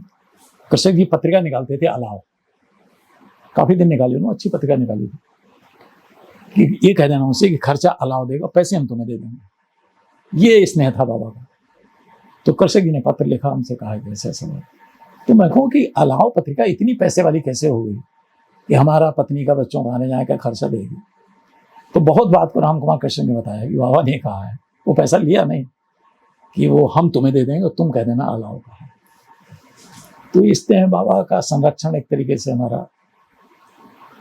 जब फोटो मंगा ली और फिर बाबा ने बुलाया, थोड़ा मन बहले। मन कोई बाहरी चीज तो है नहीं कि बेटे की मौत का दुख हम शाहजहांपुर में छोड़ जाएं और हम दिल्ली चले जाएं। गए वहां तो बाबा के पास पहुंचे शाम को, हम और पत्नी को। बाबा के सिरा ने तस्वीर रखी थी मेज पे। हिंदी का इतना बड़ा विद्वान, इतना बड़ा कवि, जिसे मैथिली में साहित्य अकादमी मिला हो, जिसने बांग्ला में कविताएं लिखी हो, एक शब्द उस व्यक्ति के पास सांत्वना का नहीं था। भाषा मूक हो जाती, असमर्थ हो जाती, एक शब्द नहीं कह पाया। बाबा रोते रहे, हम और हमारी पत्नी उनको चुप कराते रहे, सांत्वना देते रहे। फिर उन्होंने कहा कि और देर शाम को कि ये मन हुआ, एक चिट्ठी में लिखा था, एक शोकांतिका लिखी उसकी याद में, जो भी आगे बढ़ने का नाम नहीं ले रही है, फिलहाल वो ठहर गई है 80 पंक्तियों तक। तो मन हुआ तसल्ली के लिए कि बाबा ने क्या लिखा देखें। अब बाबा बहुत ढूंढते रहे, नहीं मिली। सवेरे फिर उठे हम, बाबा बोले सुनो, वो चंदन सपने में आया था सरला। उसने कहा कहाँ ढूंढ रहे हो डायरी? वो बड़ा वाला बक्सा है जो कपड़े रखने का होता है, रजाई गद्दे, उसमें देखो किताबें भरी, उसमें है डायरी। बाबा ने कहा खोलो इसे, बोला डायरी मिल गई। वो डायरी अभी भी हमारे पास रखी हुई है। बाबा घर आए तो उसकी भी बहुत इतनी बढ़िया यादें हैं। एक दिन हम आए, तीजों का दिन था, हम तो धार्मिक आदमी है नहीं, तीज त्योहार मनाते नहीं। जिस दिन आए हैं उस दिन ये लगा कि चलते समय बाबा बोले कैंची ले आओ। मतलब कैसे सादा लोग थे, कैसा जीवन था। हमने कहा क्या करेंगे, हम कैंची ले आए। बोले जितने बाल हैं दाढ़ी काट दो हमारी। अरे हमने बाबा ये हम कैसे काट देंगे, हम नाई को भेज देंगे, अभी जा रहे हैं। नाई को भेज दिया, शाम को आए, बाबा की दाढ़ी बिल्कुल हमसे जरा सी बड़ी, बाल जरा। अरे हमने ये क्या किया बाबा, अच्छा नहीं लग रहा। 6 महीने के लिए फुर्सत हो गई। एक दिन ऑफिस से लौटे तो मालूम है कि बरामदे में झूला डलवाया है रस्सी का, और बाबा, अब ये कैमरे वैमरे मोबाइल तो अब हो गए हैं, पहले फोटोग्राफर बुलाना पड़ता है, तो बाबा उसको दोनों बेटियों को, हमारी बेटा तो रहा नहीं था दोबारा में, तो उसको ऐसे झुला रहे थे। वो दृश्य देख के हमने पत्नी से कहा झूला वूला डलवा दिया? बोले बाबा ने झूला डलवाया और कहा तीजें हैं, और बाबा ने पैसे दिए, दोनों के लिए फ्रॉक मंगवाई, दोनों बच्चियों के लिए। तो ये जो रिश्ता जुड़ा बाबा से वो तो अटूट है, याद भी आती रहती है, और खोने की तो पीड़ा होती किसी को, इतना आदमी हो, लेकिन बल भी मिलता है। बाबा की रचना बली रखी हुई है और किताबें रखी हैं, कोई सरला को भेंट की है, कोई हमें भेंट की है, कोई हमें चंद्रमोहन और अमितेश को मिला के भेंट की है। इतनी किताबें लेके बैठ जाते थे और सब पे अलग अलग समर्पण। लेख बहुत गजब था बाबा का राइटिंग, उसमें बंगला का प्रभाव है, और उसको देखिए कभी कभी कोई वीडियो ऐसे हैं, पीछे से वीडियो बन रही है, तो ऐसी कितनी गजब की राइटिंग थी, ऐसे शब्द बनते चले जाते थे अक्षर। एक बाबा ने केवल मुझे एक बार डांटा, बाबा बहुत गुस्से वाले थे। एक दिन ऐसा हुआ, हमारे पिता चंद्रमोहन ने कहा बाबा एक दिन हमारे यहाँ भी खाना आना रख लिया जाए। ठीक है। उन दिनों रामायण सीरियल आता है, कोई टाइम दिया होगा, हमें याद नहीं आ रहा। उनकी जीप आनी थी, डीएम की, डीएम गैंगस्टर होते, जीप आई नहीं। बाबा को तैयारी क्यों होना, मुंह पे हाथ फिराया, अंगूठा लपेटा, बाल हल काटने, शीशा देखने, कभी कुछ नहीं। बाबा बैठ गए, बेत लेके तैयार हुए। सुधीर आई नहीं जीप? हाँ जीप नहीं आई बाबा। 2-3 बार पूछा, बेचैन बैठे, बेत पे हाथ रखे हुए। अब थोड़ी देर में चंद्रमोहन आए, बोले बाबा वो देर हो गई, ड्राइवर रामायण देखने लगा और आ ही रहा है बस। अब बाबा ने छड़ी उठाई, बाबा ने इतनी गालियां दी, अब मैं तो दंग रह गया, कहने का कोई साहस किसी का नहीं, मैं तो दूसरे काम में हल्के से निकल लिया। फिर गए, वहां खाना आना हुआ, लेकिन वो सब उस दिन ऐसा वो हुआ है। हमें याद है पहली बार जब गए हैं, वो चलने से पहले उन्होंने अपने झोले से देश पत्रिका के अंक निकाला, बंगला पत्रिका, उसके विशेषांक था क्रांतिकारियों पे, ऊपर खुदीराम बोस की तस्वीर बड़ी सी छपी हुई थी, स्टैंडिंग स्टेचू की तस्वीर थी, बहुत कलात्मक ढंग से छपी। सुधीर बंगला सीख लो, बहुत आसान है, और तुम्हारे लिए चीजें बंगला में बहुत है, और किसी भाषा में नहीं मिलेंगी, बहुत आसान है। ये हम दे जा रहे हैं, देश पत्रिका रखो। कुछ लोग ऐसे होते हैं, जयदेव जी में हमें खूबी देखी कि साल भर बाद मिले, 6 महीने बाद मिले, 2 महीने बाद मिले, तो जहां से बात मुलाकात में खत्म की थी वहीं से शुरू कर देते हैं तुरंत। कैसे याद रहता? ये बेटा हो चुका था हमारा, तो बाबा आ रहे हैं, बाबा सीढ़ी चढ़ के आए, पत्नी गोद में लेके पहुंच गई, हाथ फिराया सर पे, अरे तो बहुत छोटा अणु है बिल्कुल। तब से उसे अनु कहने लगे, तुरंत एक जरूरत पड़ी लिखवाने की, अनु विद्यार्थी लिखवा दिया, कोई नाम सोच समझ। जबकि बाबा के राइटिंग मिले, नामकरण कर रहे हैं बाबा, जाने कितने नाम मिला के लिखे, ये नाम रखा जाए, वो पर्चा भी मिल गया। अब अंदर आके बैठे, उसको तो जो स्नेह दिया, बच्चे के सिर पे हाथ फिराया, अंदर आके बैठे, हम बैठ गए सामने। सुनो बंगला सीख ली? चुप, कोई उत्तर नहीं। देखा है बाबा कुछ और, इससे पहले बाबा सीख नहीं पाए। अभी तुम्हारा थोड़ा नाम हो रहा है, थोड़ी चीजें छप रही, तुम समझ रहे हो तुम बड़े लेखक हो गए। ये जान लो ये बात, एक भाषा सीख के कोई लेखक बड़ा नहीं हो सकता, खाली समय निकाल देंगे। लेकिन बाबा जो हमसे कहे गए तो वो आज तक पूरा नहीं कर पाए। जबकि बंगला अगर सीख ली होती तो मुझे बहुत उसका लाभ मिलता अपने लेखन, जो हमारा विषय है। और बाबा इतने वो थे कि हमारे विषय के प्रति, हमारी चेतना पक्षधरता के प्रति, सुबह को जब हम जाते थे ऑफिस, उससे पहले कहते कुछ पोस्ट कार्ड, कुछ अंतर्देशी, कुछ सादे कागज पैड में लगा के रख दो, और कुछ किताबें निकाले रख दो। वो हम रख के जाते थे उनके पास। शाम को आए, ये चिट्ठियां तुम्हें डिस्कस करनी, और पढ़ते रहते थे। लेंस था उनके पास एक, ऐसे करके, उससे चश्मा नहीं लगाते थे। खान पान बहुत लापरवाह थे, दमा था लेकिन चावल और गुड़ मिला के पानी डाल के खाएंगे, उस लेंस से पढ़ते रहते थे। एक दिन हमारी एक किताब में एक लेख हमने लिखा था, अरुणा सफली पे टाइप किया हुआ रखा, वो बाबा ने मिल गया, वो मोड़ा हुआ रखा, लिफाफे में डिस्पेस करने जो मोड़ दिए जाते हैं वो रखा। बाबा ने उसको देख लिया, रख दिया। शाम को आए, खाना वाना खा चुके, बैठो, सुनो अरुणा सफली क्यों लिखा? तो मैं समझ गया आपने कहा क्यों लिखा, अपनी पूरी क्रांतिकारी चेतना से अलग हटके हमने। तो मैं ये कह गया कि बाबा वो लिखा था लेकिन वो डिस्पैच नहीं किया, भेजा नहीं किसी को, ये कोई जवाब नहीं हुआ। उसके बाद देख के भेजा तो हमने ही नहीं, लेकिन मतलब तब आया कि बाबा ने क्यों टोका। अब देखिए 1942 के 50 साल कब पूरे होते हैं? बाद में बाबा फिर आए घर। 9 अगस्त 42 आया। 42 के आंदोलन का मूल्यांकन ना तो कांग्रेसियों ने किया, न किसी क्रांतिकारी लेखक ने किया। सब नायक तलाश कर रहे हैं, नायक स्थापित कर रहे हैं, आंदोलन को मूल्यांकन नहीं कर रहे हैं।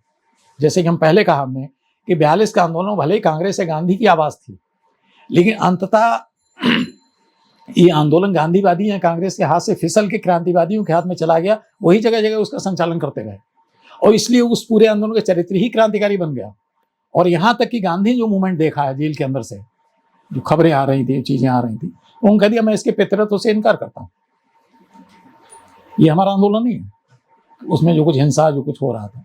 लेकिन फिर आंदोलन कई बार जनता अपने ढंग से चलाने लगती है। आप क्या करेंगे, कितने बड़ा नेता क्यों ना हो, झेटक देते हैं लोग नेता को, ये किनारे कर देते हैं, अपने ढंग से चलता रहा। ना उससे कितना सहमत कितना असहमत ये अलग बात है। बाबा ने हमसे कहा सुनो 9 अगस्त 1942 की क्रांति की याद में कार्यक्रम करो साहब।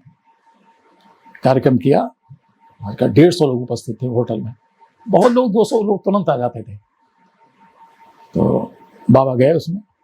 अब बाबा तब उठाते थे, उनको अशक्त हो गए थे काफी, कुछ भी नहीं बोले बाबा। जब उनका नंबर आया, बुलाया गया, मैं खड़े हुए, सुनो अभी हमें पुरस्कार घोषित हुआ, पैसे की थी जरूरत, बहुत लोग कहते रहे लो ना लो, ले लिया पुरस्कार। अब जब पुरस्कार ले लिया तो घर वालों की नजर उस पर, इतना लड़के को दे दिया, इतना लड़कियों को दे दिया, बचा इतना। पोस्ट मास्टर बोला, हमने कहा पोस्ट मास्टर ये पैसा जो बचा है इसकी एफडी कर दो। पोस्ट मास्टर बोला 2 एफडी कराओ, जरूरत पड़ेगा तोड़वा लेना। इतना कह के बाबा बैठ गए। अब बाबा के सामने बाबा को इतने, उनसे कुछ टोक नहीं सकता था, कुछ कह नहीं सकता था, वो तो उग्र हो जाते, दुर्भाषा थे, लेकिन बहुत ही स्नेहिल भी थे। मतलब हमारे परिवार को जो स्नेह दिया है उन्होंने। तो अभी बाबा पे लिखना हमें बाकी है। पत्रिका की तरफ थोड़ा बढ़ते हैं कि योजना कैसे बनी और कौन लोग थे जिन्होंने इस योजना में आपका साथ दिया, शुरुआती दौर से लेकर के बाद के दौर में भी। संदर्श की योजना बहुत कच्चेपन से बनी थी और हमें लगता है कि कच्चेपन से कुछ काम शुरू किए जाने चाहिए, करने चाहिए, क्यों बहुत परिपक्व होकर भी कुछ काम नहीं हो पाते हैं।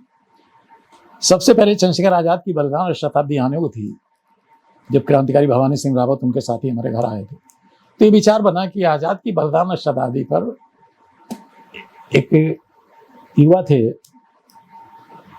कि क्यों ना एक नई पत्रिका निकाली जाए, जिसका 27 फरवरी को ही एक आजाद पे विशेषांक हो। वो हरदोई के रहने वाले थे, तो हरदोई में हमने कहा हरदोई हम जाते रहते हैं। बोले कहाँ? मैंने कहा जयदेव कपूर के पास। बोले हरदोई रहते हैं? अरे हम तो हरदोई में पता ही नहीं। उनके साथ गए तो योजना बनाई और उसका नाम रखा गया अगला पथ। संरक्षक जयदेव कपूर, संपादक मैं और उनका नाम था। लेकिन उन्होंने, जयदेव दा ने उनसे एक बात कह दी थी कि सुधीर को मैं अच्छी तरह जानता हूँ,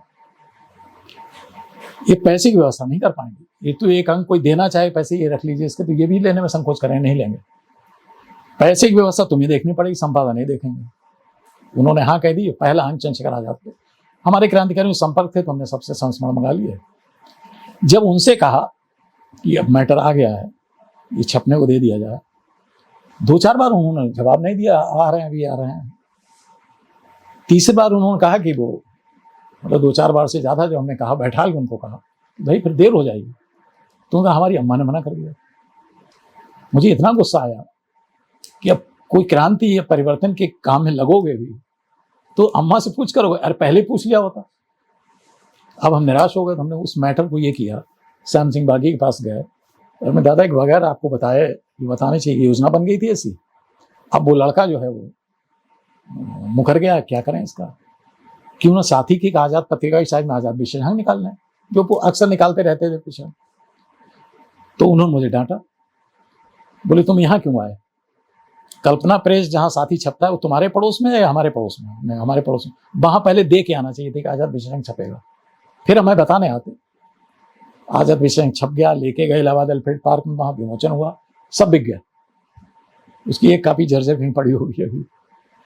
उसके बाद वो बात पत्रिका की आएगी। फिर हमारे संपर्क में एक मित्र आए, अमितेश अमित, एकदम युवा थे, वो बार बार पीछे पड़े पत्रिका निकाली जाए। तो हमने देखो, पत्रिका का मतलब है कि थोड़ी तो दीर्घजीवी हो, बहुत दीर्घजीवी ना हो, एक निरंतरता रहे। अगर हम तय करें 3 महीने में निकाले, 3 महीने में हो। लेकिन विचार हमारा यह है कि शुद्ध साहित्यिक वैचारिक उसका रूप हो। तो फिर एक नाम हमने संदर्श तय किया, एक नया नाम हो थोड़ा। तो फिर पहला अंक दिया, तो उसकी सारी व्यवस्था जब तक हम साझा वही देखते रहे, इसलिए वो ठीक से निकलती भी रही। बीसलपुर आके जारी रखी, यहाँ आके 3-4 अंक निकाले। 2-3 सामान्य अंक निकालने के बाद हमें ये लगा कि सारी लघु पत्रिकाएं एक जैसी होती हैं।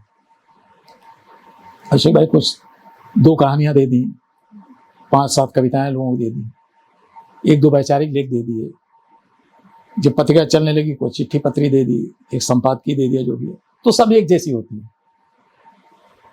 इनमें ये हवा पानी स्थानीयता का कोई बोध होते नहीं, ये कहां से निकल रही है। तो क्यों ना इस पत्रिका को अब ऐसा बनाया जाए कि रहे साहित्य संस्कृत की पत्रिका और एक स्तर उसका रहे, जिसमें स्थानीय गंध हो, रूप हो। तब ये विचार बना कि अगर कुछ शख्सियतों को केंद्र करके पत्रिका निकाली जाए, इसको स्थानीय रूप हम इस तरीके दे, वो लोग स्थानीय नहीं है, उन्होंने अपना एक राष्ट्रीय महत्व हिंदी में प्राप्त कर लिया है। सुरूर जहानाबादी, जहानाबाद के रहने वाले, राधेश्याम कथावाचक, भुवनेश्वर, निरंकार देश सेवक, हृदय, वहां से तय किए, भी तय कर लिया कि 300 पृष्ठों की निकलेंगे। सेवक जी पर निकल गया, हृदय में निकल गया, भुवनेश्वर निकल गया। सुरूर जहानाबादी पंख अभी भी तैयार पड़ा, संपादकीय लिखा हुआ, नहीं छप पाया। और राधेश्याम कथावाचक पे तैयारी कर नहीं पाया। इसकी पूरी रूपरेखा मधुरेश के साथ बैठ के बना भी ली थी। बीच में और भी अंक निकलते रहे, सामान्य अंक भी निकाले, कि ये भी जरूर था कि बीच बीच में सामान्य अंक था कि पाठक भी जुड़ा रहे, थोड़े निकाले। लेकिन अंततः नौकरी छूट गई, तो जो पैसा थोड़ा सा लगा लेते थे, बेच पाते नहीं थे। विज्ञापन छोटे छोटे 1,500-2 हज़ार के मिल भी जाते थे हमें, तो वो भी हम वसूल नहीं कर पाते थे, ले नहीं पाते थे, बहुत संकोच है मन में। तो अंततः फिर बंद कर दी पत्रिका। लेकिन ये तसल्ली है कि पत्रिका एक अच्छी मौत मरी। और पहली पत्रिका पे जो प्रतिक्रियाएं मिली थी मुझे, खासतौर से विमल मित्र जैसे मंगला लेखक की हिंदी पत्रिका पे, छोटा सा अंक था बिल्कुल, तो वो अद्भुत थी। और हसन जमाल साहब ने जो शेष पत्रिका निकालते थे, हिंदी के बड़े कहानीकार, हिंदी उर्दू के दोनों कह सकते हैं, उन्होंने एक पत्र मुझे लिखा था कि संदर्श की इतनी अच्छी प्रक्रियाएं, इतनी बहस तलब बातें जो लोग पत्रिका लिखते हैं, ये कैसे आ जाती हैं? हम तो सारी पत्रिका डाक में भेज के ऐसा लगता है खला में डाल दी हमने, ये क्यों है? तो ना जाने क्यों ऐसा था कि हर अंक का नोटिस लिया गया। तो उसको बंद करने का भी अफसोस रहा, क्योंकि पत्रिका के जरिए अपना जो वैचारिक पक्ष है, लघु पत्रिका आंदोलन को रूप दिया गया। समन्वय समिति बनी थी, लघु पत्रिका आंदोलन समन्वय समिति, लघु पत्रिका समन्वय समिति, जिसकी कलकत्ता में मीटिंग हुई थी। शंभुनाथ थे, ज्ञानरंजन थे, सब, हम नहीं पहुंचे थे उसमें। तो संदर्श की 6 पत्रिकाओं में शुमार हुई। संदर्श को उसमें मेंबर बनाएगा। बाद में हमने ज्ञानरंजन से एक बार कहा भी कि हम अपने निजी दुख के कारण, बेटा नहीं रहा, पत्नी नहीं रही, मीटिंगों में आ नहीं पाते हैं। तो उन्होंने मुझे लिखा था, वो पत्र छपा भी है कि मुझे पता है आपके व्यक्तिगत संकट से, परेशानियां सब लोग वाकिफ हैं, इसलिए आपके प्रति कोई शिकायत नहीं है। हाँ, ये जरूर है कि लघु पत्रिका आंदोलन कोई आंदोलन जैसा बन नहीं पाया, और बन भी नहीं पाता। हर आंदोलन की ऐतिहासिक भूमिका होती है, समाप्त हो जाती है। क्योंकि पत्रिकाएं, जो लघु पत्रिका मंडप हम लोगों ने बनाए थे, केंद्र या पहले से बनाए थे बुक स्टॉल वगैरह, उन पे जो पत्रिकाएं अपना पैसा लगाए कि 10 पत्रिकाएं भेज दी, हम रजिस्टर्ड डाक से भेज रहे हैं, उनको कोई पैसा वापस नहीं करता था बेच के। तो विज्ञापनों के जरिए अब कुछ पत्रिकाएं निकल रही हैं, बहुत विज्ञापन ले लेती हैं, जैसे कि तदहो है, ताज्जुब होता है कितना विज्ञापन ले लेते हैं, तो हम नहीं ले पाते थे। लेकिन बंद करने का अफसोस भी रहा, लेकिन उसको कहीं समझौता नहीं किया किसी तरीके का कि रचनाओं के चयन में कोई सिफारिश या किसी संबंध बनाने के लिए बात मानी हो, ऐसा कुछ नहीं किया। तो उस समय 6 पत्रिकाओं में इस ईमानदारी के चलते ही उसका चुनाव हुआ था। कि आप कई बार विवादों के केंद्र में रहे, विरोधियों ने तो विरोध किया ही, कई बार अपनों के भी निशाने पर रहे। तो 1990 में जो सांप्रदायिकता विरोधी आंदोलन, सांप्रदायिकता विरोधी जो सम्मेलन आपने किया था, उसमें आपके खिलाफ नारेबाजी हुई, वो क्या प्रसंग था कि क्यों ऐसा हुआ था? नहीं, बहुत साफ तौर बताना चाहेंगे, दरअसल उसकी पृष्ठभूमि में कुछ और चीजें थी। चीजें ये थी कि जब राम मंदिर आंदोलन चला तो उसमें एक स्वामी स्वरूपानंद को गिरफ्तार कर लिया, शायद मुलायम सिंह जी उस समय थे मुख्यमंत्री। तो शाहजहांपुर में एक हिंदू शक्ति दल बनाया गया था, जिसमें लड़कों के नाम हमें अभी भी याद हैं। 2 लड़कों के नाम याद रह गए जो अपने नाम के साथ हिंदू लिखा करते थे, ज्ञानदेव हिंदू, पुनीत हिंदू, और भी लोग थे, सब हिंदू लिखते थे अपने।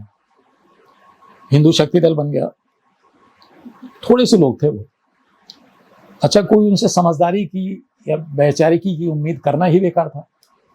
हमने एक आध बार ऐसे लोगों में बैठे हैं, संगोष्ठी बैठे थे, खाली शाम को बैठते थे एक जगह पे, तो हमने कि एक चीज हम नहीं सोच पा रहे हैं, हमने कहा आप लोग बताइए कि शाहजहांपुर में मैनपुरी कॉन्स्पिरेसी केस जब चला है, उस समय जो क्रांतिकारी हुए थे बड़े नाम हुए थे, देवनारायण भारतीय, राजाराम भारतीय, विष्णु स्वरूप भारतीय।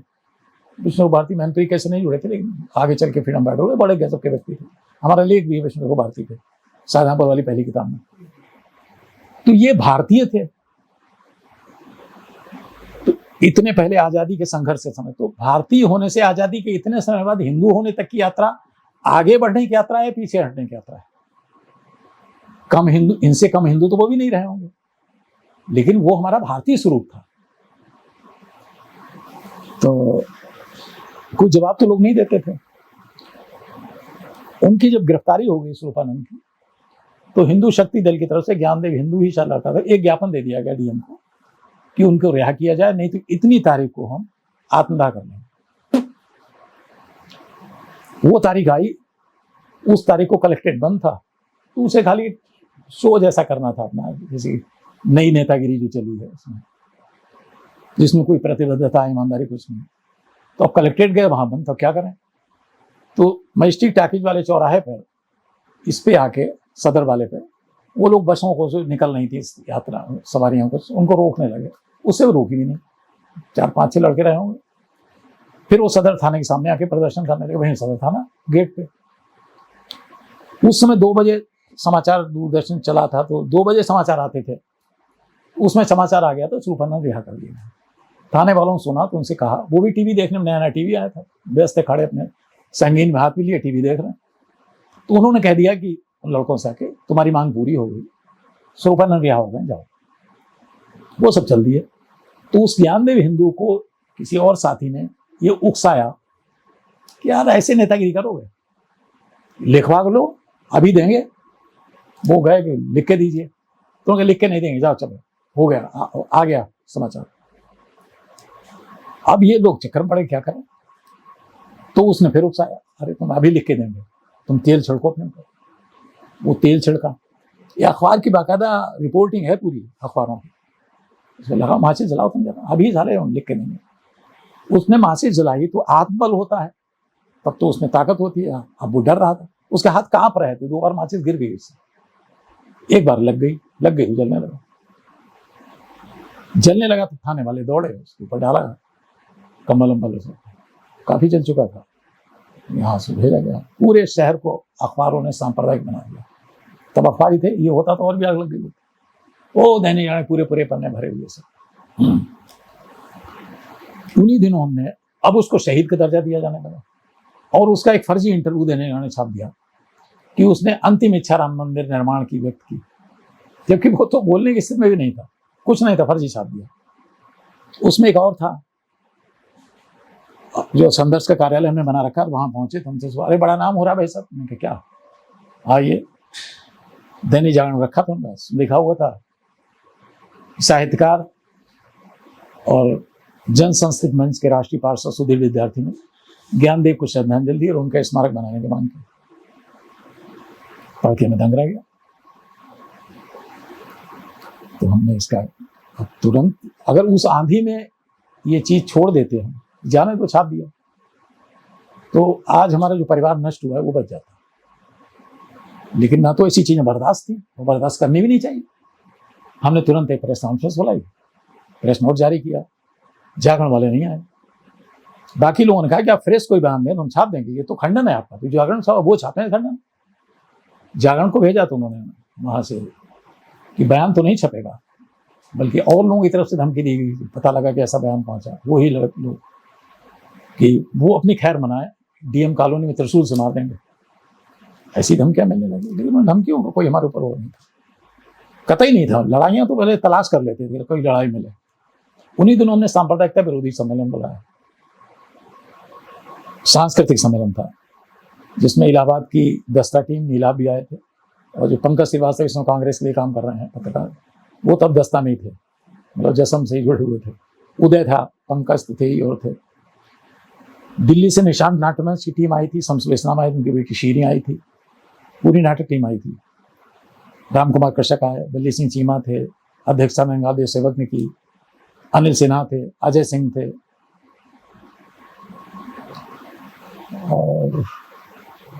और भी लोग रहे होंगे। तो हम संचालन कर रहे थे गांधी भवन। उसमें गांधी भवन कुर्सियां फिक्स नहीं थी, बल्कि वहीं पाइप वाली कुर्सियां डलवा दी जाती थी। तो हमने 400 कुर्सियां डलवाई थी, लगभग 300 लोग थे। तो हम लोग सम्मेलन बहुत लोग आते थे कार्यक्रमों में, एक साख बन गई थी। जिस हम संचालन कर रहे उसमें ऐसा लगा कि बोले हुए बैठे हुए लोगों में से किसी ने सीटी बजी है 2 बार, तो सुन तो ली, बहुत ध्यान नहीं दिया। शाहजहांपुर में किसी का साहस नहीं था तब कि सामने कोई आके प्रतिरोध में खड़ा हो सके, मुकाबला कर सके। अपने भीतर आत्मविश्वास था। इतने में हमारे पास नीचे से स्लिप आई श्याम सिंह बागी की। हमें बागी जी को मंच बैठाना चाहिए था। आज मुझे लगता है कि हमने, या वो देर से आए हो जो भी रहा हो, अगली पंक्ति में बैठे हुए, उसमें लिखा था कामरेड रमेश सिन्हा लखनऊ से आए हुए हैं, लेकिन वो काशी विश्वनाथ से वापस भी चले जाएंगे 8:30 बजे। ये सूचना आ गई। इतने में हमने, चूंकि सांप्रदायिकता पे हमारा क्या सोचना है, धर्मनिरपेक्षता को लेकर हमारा क्या अपना सोच है, ये सब हमने बताने के बाद उस कार्यक्रम को करने की पृष्ठभूमि बताई कि क्यों हम कर रहे हैं और क्यों ये जरूरी है। जब स्लिप हमने देखी बोलते बोलते, तो हमने कहा कि इससे पहले कि हम विषय परिवर्तन के लिए साथी अजय सिंह को बुलाएं, ये पहले से तय था। कमरेड रमेश सिन्हा वरिष्ठ कमरेड है, फ्रीडम फाइटर भी, वो आ गए हैं और उन्हें जाना भी है, चूंकि तो आशीर्वचन के रूप में 2 शब्द आके कह दें पहले, ताकि उन्हें जल्दी निकल सकें यहाँ से। वो मंच पे आए। अच्छा, हम अनुभवहीन, उत्तेजित युवा, सब कुछ बदल लाने के लिए उस समय सन्नद्ध उनके भीतर एक समझदारी थी, गंभीरता, अनुभव थे। तो जैसे उन्होंने बोलना शुरू किया, 2 वाक्य कह पाए, इतने में 5 लोग उठे दर्शकों में से पीछे से, और बीच वाली गैलरी में आ गए, और उनके 3 नारे थे।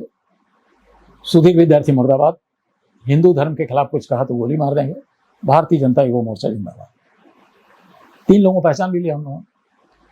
तो वो सुलझे हुए व्यक्ति थे। हमारे हम वहां होते, हम पता नहीं क्या कहते, ये तो समय क्या होता, हम यही कहते भाग जाओ यहाँ से या पकड़ लो सालों उनको। लेकिन उन्होंने कहा देखिए हमने आपका विरोध सुन लिया, अब या तो बैठ जाइए या चले जाइए। वो नहीं गए और वो आगे बढ़े, तो देखा उन लोगों ने तमंचे से निकाल लिया। तब लोगों ने मेरी ये बाह पकड़ के एकदम पीछे खींचा कि गोली चलाना दे, तो मुझे एकदम पीछे खींच दिया। छोटी बिटिया भी हमारे पास इतनी बड़ी थी, वो बैठी हुई थी, पत्नी बेटा, हमारा पिताजी वो सामने बैठे हुए थे। फिर वो जाने लगे, गोली कुछ नहीं चलाई, जाने लगे। दोनों बाहर पीछे वो जो खाली कुर्सियां थी पाइप वाली, उन्होंने 2-3 कुर्सियां उठाई और खाली कुर्सियों पे फेंक दी। तो लोग एकदम चौंकने हुए, क्या हो गया। वो लोग बाहर चले गए। थोड़ी देर में पुलिस आ गई, एक दरोगा, 3-4 कांस्टेबल थे, मंच के पास आ गया। सुधीर विद्यार्थी कौन है बताइए, बोले वो 5 तो खाने में बैठे हुए हैं, आप लोगों उन्होंने पीटा। तो शहर के जिम्मेदार लोग थे वहां, सभी ने बताया, एडवोकेट और सब, कि भाई वो यहाँ ऐसा करके गए। बोले अरे, तो उन्होंने कहा कि आप FIR करा दीजिए। उन्होंने समझ लिया कि वास्तविकता ये है। तो मैंने तुरंत जाके माइक संभाला, और उत्तेजना में थी, मैंने कहा नहीं, हम FIR नहीं कराएंगे, हम इस लड़ाई को सड़कों पर स्वीकार करते हैं। हमें ये पता नहीं था कि शिव जी का हमें इतना बड़ा भुगतान करना पड़ेगा। अच्छा, अच्छा, मेरे दिमाग में भी नहीं था जब ये घटना हुई। 2 जून 90 का सांप्रदायिकता विरोधी सम्मेलन, 19 अगस्त को हमारा बेटा पड़ा मिला एक ऐसी जगह जहां वो जा ही नहीं सकता था। हम लोग साथ भी नहीं जाता था क्योंकि हमने उसको बता रखा था कि इस रास्ते से कभी मत निकलना, यहाँ एक्सीडेंट हो सकता है। हमारे दिमाग में ऐसी कोई बात नहीं है, लेकिन शमसुल इस्लाम ने एक पत्र मुझे लिखा, इसमें उन्होंने आशंका व्यक्त की, लेकिन तब तक पता नहीं क्या हुआ, मैं भी नहीं कह सकती क्या हुआ, कि मुझे लगता है उसकी जान ली गई। तो ये उसकी पृष्ठभूमि थी। और 2 जून एक बार फिर और हम पे हमला किया गया, और वो हमला ये था शाहजहांपुर में कि भगत सिंह का दिवस था। गांधी भवन में ऊपर एक बरामदा है और इधर के एक ऑफिस है, उस सूचना कार्यालय था, वो बरामदा खुला रहता था, वहाँ अखबार रखे रहते थे, वो बड़ी मेजें हटवा देते थे, वहाँ कार्यक्रम भी कर लेते थे। बिस्मिल की बहन शास्त्री देवी को सम्मान किया, वस्त्र पैसा दिया। तो 25-30 लोगों की उस संगोष्ठी का संचालन सुरेश खन्ना से कराया था। तब हमारे मित्र वैसे हुआ करते थे, तो विचार से थोड़ा फिर ये न छिड़क गए। तो उसमें हम लोग कार्यक्रम, भगत सिंह का कार्यक्रम उसमें किया। तो हमारी जो टीम थी जनसंघ के मंच की, उसने गीत गाया था शंकर शैलेंद्र का, भगत सिंह इस बार न लेना काया भारतवासी की, देशभक्ति के लिए आज भी सजा मिलेगी फांसी की, यदि जनता की बात करोगे तुम गद्दार कहोगे, बम संब की छोड़ो भाषण दिया कि पकड़े जाओगे, न्याय अदालत की मत पूछे सीधे मुक्ति पाओगे, कांग्रेस का हुक्म जरूरत क्या बारण तलाशी की, भगत सिंह इस बार न लेना काया भारत। लंबा गीत है जिसमें कॉमनवेल्थ से आज़ादी का समझौता जो हुआ है उसके रिश्ते को भी बहुत उजागर किया गया है। अद्भुत गीत है। मैंने कहा इस गाने को गाया, भाजपाइयों ने फिर हमारे ऊपर हमला कर दिया कि भगत सिंह के विरोध में गीत गाए गए। जब वो मिले, अखबारों में खूब छपने लगा, जब हमने मिले हमें समझाया कि भगत सिंह के पक्ष में गीत है, ये विरोध में नहीं है। कविता में अमिधा लक्षणा व्यंजना भी होती है। अगर तुलसीदास ये कह रहे हैं मोसो कौन कुटिल खलकामी, तो आप उनकी जीवनी भी लिख देंगे, उनके अनुसार वो तो कुटिल खलकामी थे। या मैं मूर्ख खलकामी एक आरती गाई जाती है, तो गाने वाले मूर्ख नहीं होता, वो ईश्वर के सामने अपने को कितना छोटा करके पेश करता है कि हम क्या है। तो भगत सिंह के पक्ष में गीत है, और ये आपके खिलाफ तो कभी जाता ही नहीं है, ये तो कांग्रेस के खिलाफ जाता है जो उस समय समझौता हुआ था, और एक कांग्रेस ने जब्त किया था 1948 में। अब अगले दिन उनके हमारा समझाना कतई बेकार रहा। उन्होंने अगले दिन अखबारों में क्या बयान देना शुरू कर दिए, सुधीर विद्यार्थी ने जब्तशुदा गीत गाया है, इनके खिलाफ कार्रवाई हो, और इनके खिलाफ पैसा कहीं लाल पैसा आता है कहीं रूस से, पैसे के रंग में पहली बार पता लगा। वो अभियान जबरदस्त चलाया, नौकरी से निकालने, हाई कोर्ट और वो सब। अंततः उन्होंने हमें शाहजहांपुर से हटवा दिया। जब हम हटे हैं, ट्रांसफर हुआ, मैं बहुत साफ तौर बात कहने वाला हूँ। एक अखबार में समाचार छपा था, उसका शीर्षक क्या था, बगावत गंग नहाई, यानी फतेहगढ़ में गंगा के किनारे हम ट्रांसफर करके भेज दिए। तो बहुत खराब भी हमारे साथ हुआ, अपने 2 परिवार कितने, इससे बड़ा क्या हो सकता। 13.5 साल का बेटा खोया, पत्नी खोई, और फिर ये सब व्यंग हमारे ऊपर की बगावत गंग नहाई। लेकिन फिर भी वो मुझे शहर बहुत प्रिय है, क्यों शहर को हमने जिया, उस शहर से हमें एक पहचान मिली, दोनों चीज़ें। सर, हम लोग यहीं पर अपनी बातचीत को विराम देते हैं। आपने हमसे बात की, बहुत सारी जिज्ञासाएं हम लोगों की और भी हैं, लेकिन समय काफ़ी हो चुका है और आप भी थक चुके होंगे। अगले जल्दी किसी मोड में मिलते हैं हम लोग, और तब तक आपकी जो योजनाएं हैं वो पूरी हों। कई सारी चीज़ें ऐसी हैं जो आपके माध्यम से ही हिंदी समाज को मिलेंगी। हम दर्शकों से अपील ज़रूर करेंगे कि किताबें पढ़ें और अपने क्रांतिकारी इतिहास को समझें, अपने हिंदुस्तान को समझें। बेहद खूबसूरत है, ये बात अलग है कि उसकी खूबसूरती हमारे सामने कई बार सही से नहीं आ पाती। शुक्रिया।